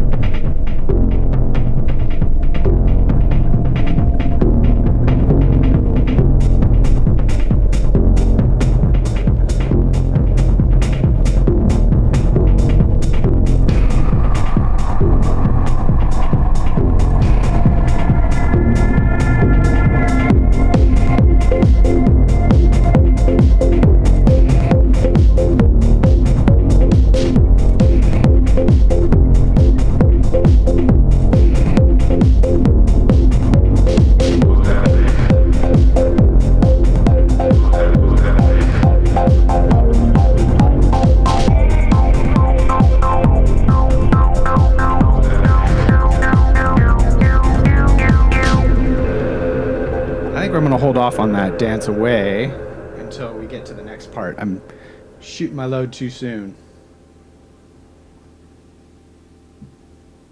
And so at this point, there was one thing in the beginning I didn't like. I didn't like that the toms dropped where the toms dropped. I think they could be a little bit later. So I'm going to roll back to the top just really quick.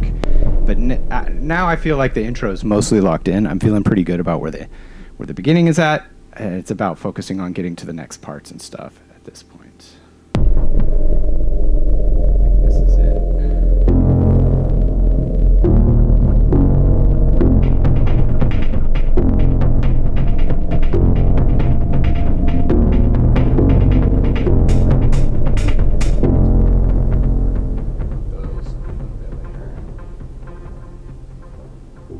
All right, so I'm going to run it one more time just from the beginning, and then we're going to start figuring out what the next part is we're going to go into.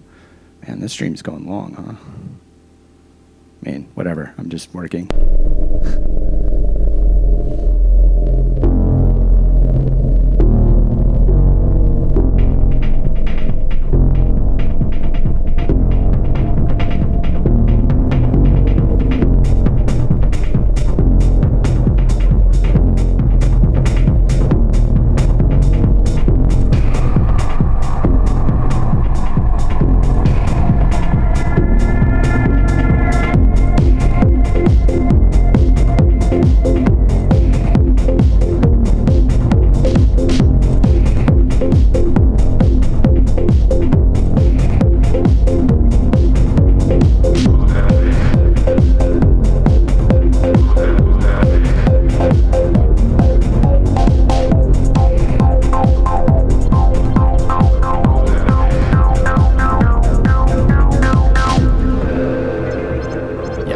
I think at that point, I'm happy with where that's at right now. So I think right there, what we need is to kind of break it down. So I'll probably strip that extra bass part back and introduce some new stuff. What are you looking at? I'm trying to get my head around Fruity Loops and audio evolution. Yeah, Fruity Loops is a good place to start. definitely a good place to start if you're just getting into electronic music and working in the DAW. I mean, it's ease of use is definitely up there.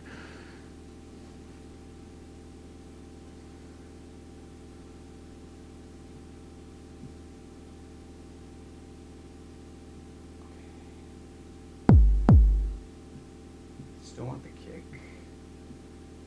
Probably zoom out a little bit here.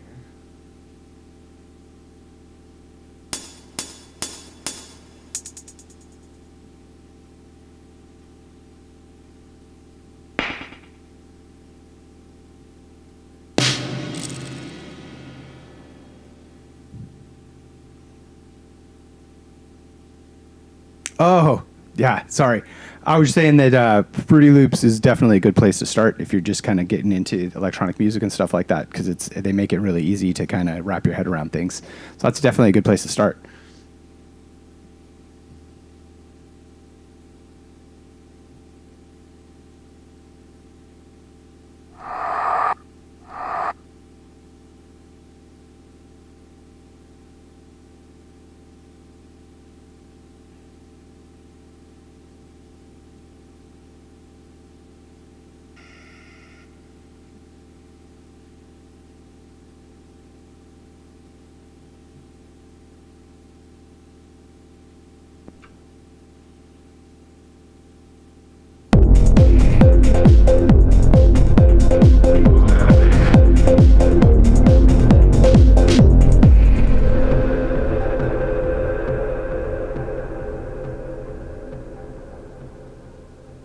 Should I hit it?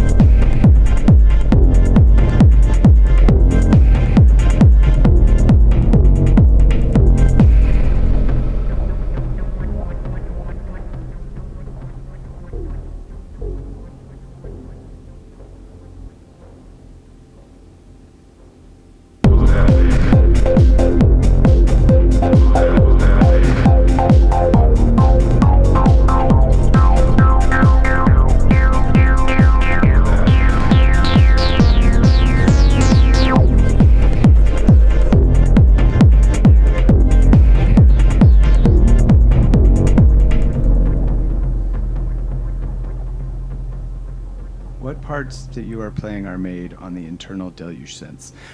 So on this song, I'm not using any of the internal Deluge synths. I'm using a lot of my outboard synths. You can't see them all. Here, let's see if I can stretch a little bit.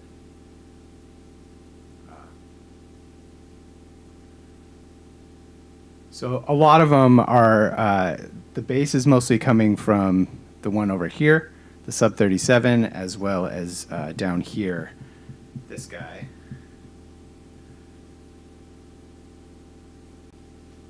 That's the Mono Lancet, so the bass is mostly coming from that. And then I have the Dreadbox Nix is also kind of accentuating that bass line.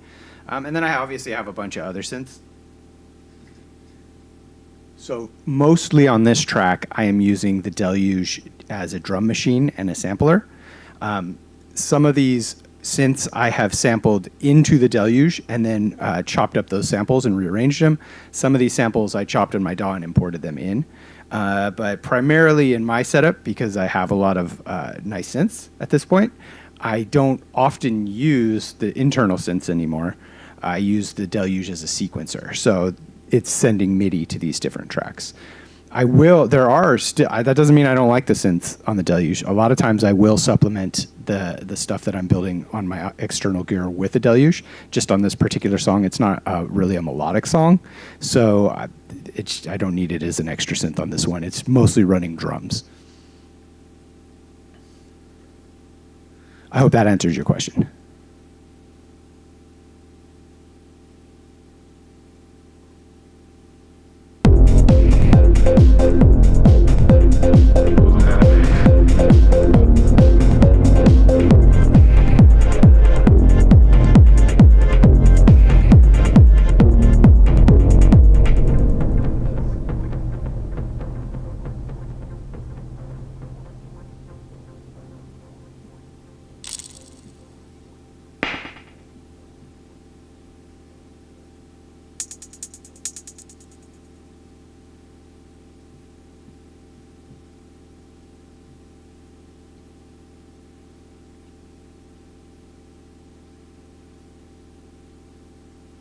Hey, no problem, man.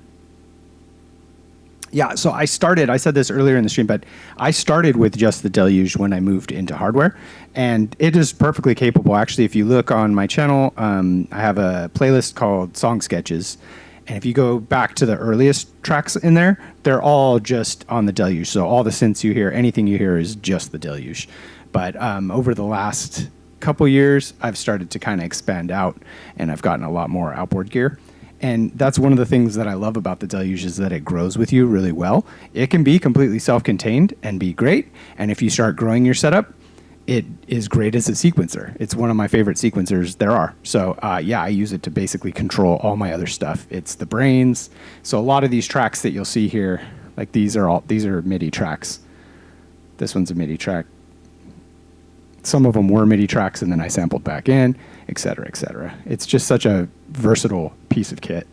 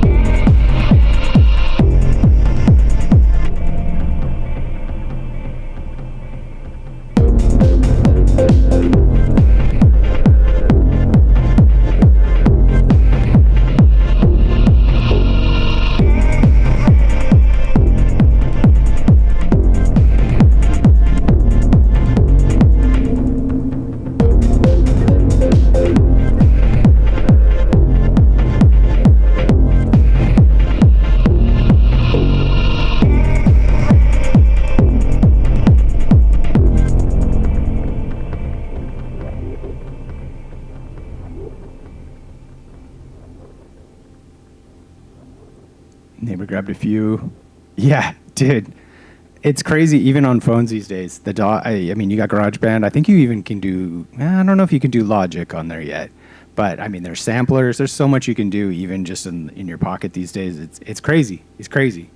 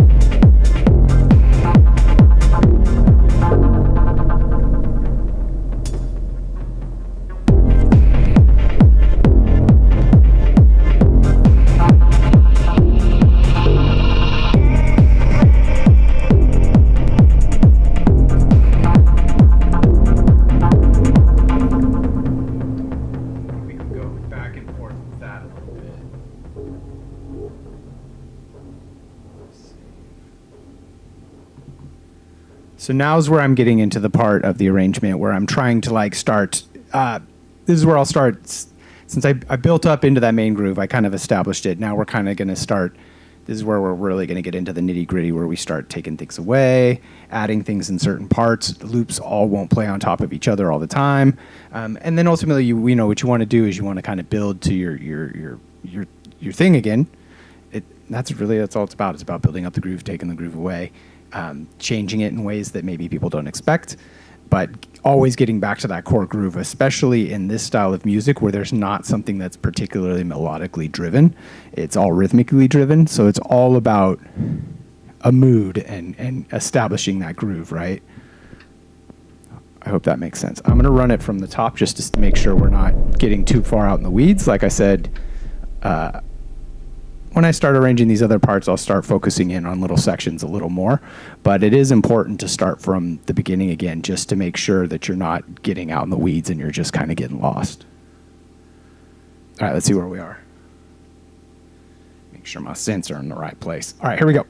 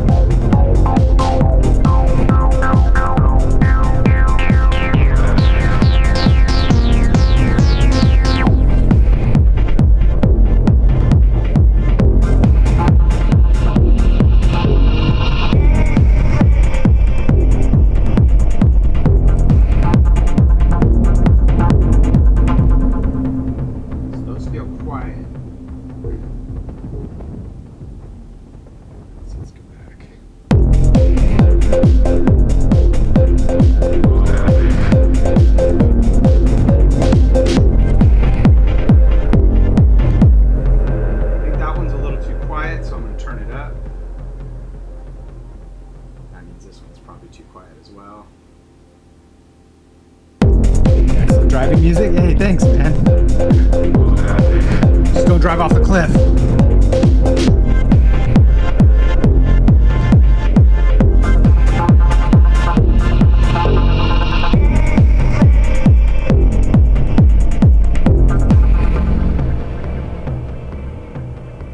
We're getting there. We're getting there.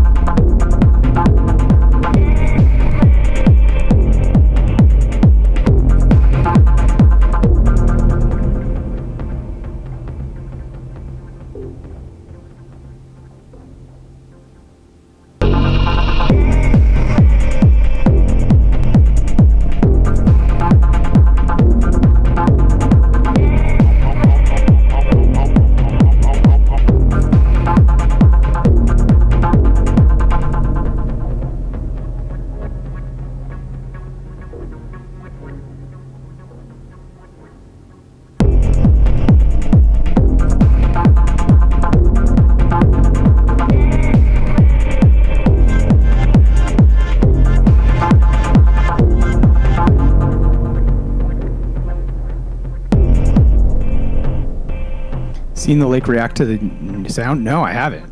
I imagine it looks freaking awesome.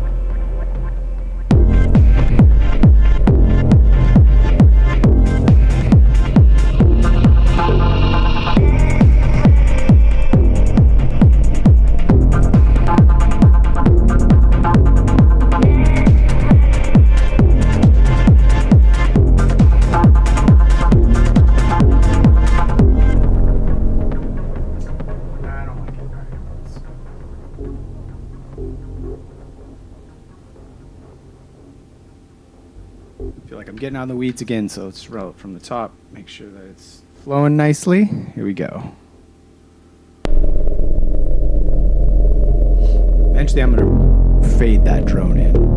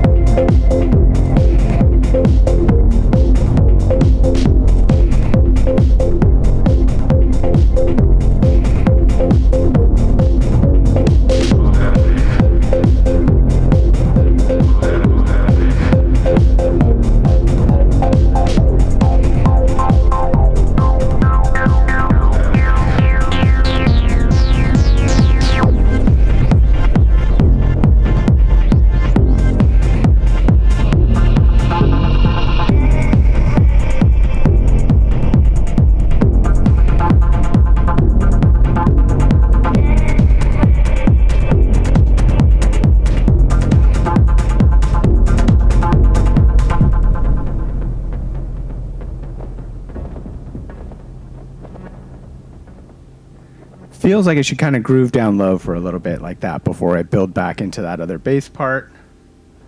Maybe for 1 or 2 more bars, probably 2 more bars. Just kind of do this dance away vibe.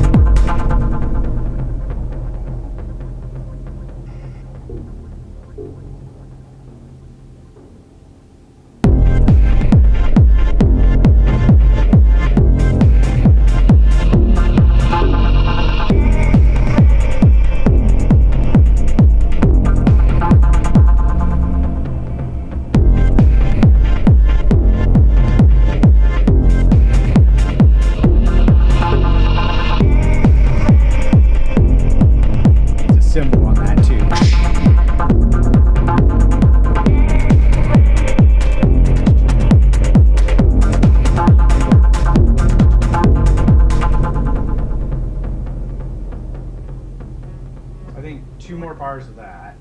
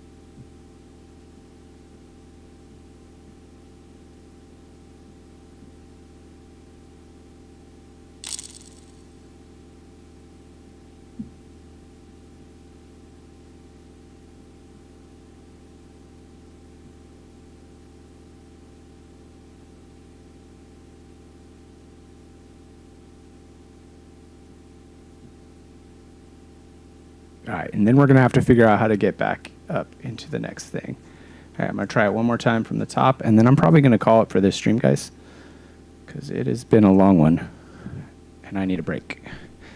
One thing I'll say, and I've said this in other videos as well, I mean, obviously I'm just coming off a vacation, but it's important to take breaks, not just in the micro, but in the macro, right? So if you're kind of getting zoned in on one thing, the way, especially with music, it works, you know, things start to get... the more you hear it, the more your brain sees the pattern, the nicer it looks. And that's a good thing if you're trying to make something catchy. But it's a bad thing if you've been zoned in on the same thing for a long time, because you start missing the forest for the trees. It's important to step away, come back with fresh ears, make sure things are still working.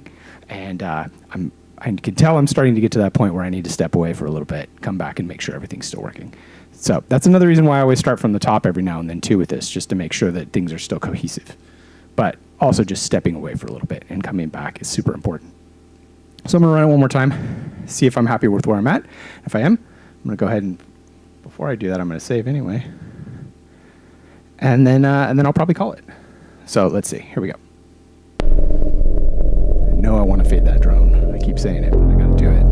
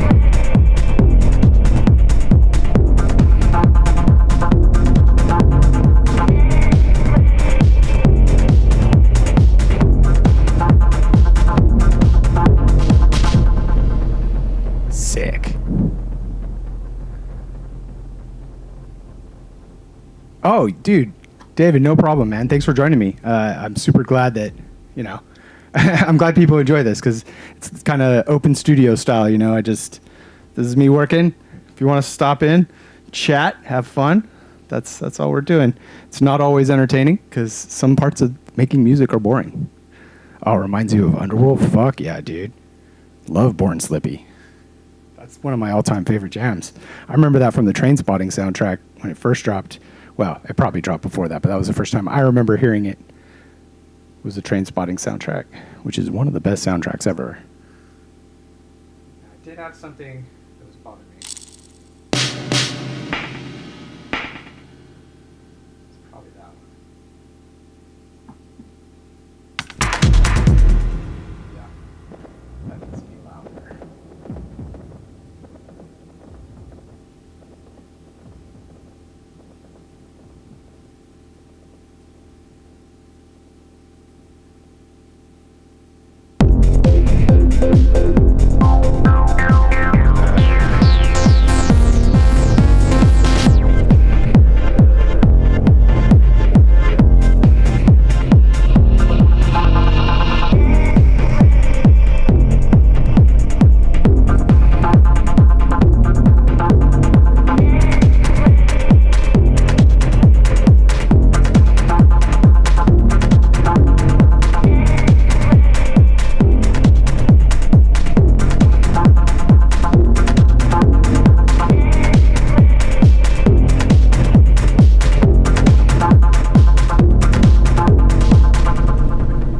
Hell yeah, Speed Garage is dope.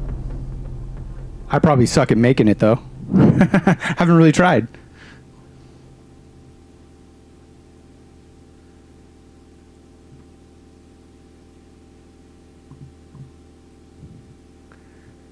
Hey, no problem. Thank you guys. Thanks everyone for joining in. I hope you were entertained. I hope it was interesting. If you haven't subscribed, help me out, help brother out. give me a sub there. Helps us out, and I do lots of videos, deluge and just kind of workflows for electronic music and all that kind of fun stuff. I hope this was cool. Just me in my little open studio. Anytime you see a live, that's usually what's going on. I don't usually have a specific focus. It's just kind of I'm working on a track. If anyone wants to stop in, ask questions. I'm here for it. So thank you guys. Thank you very much. I guess I'll see you next time. All right. Ryan out.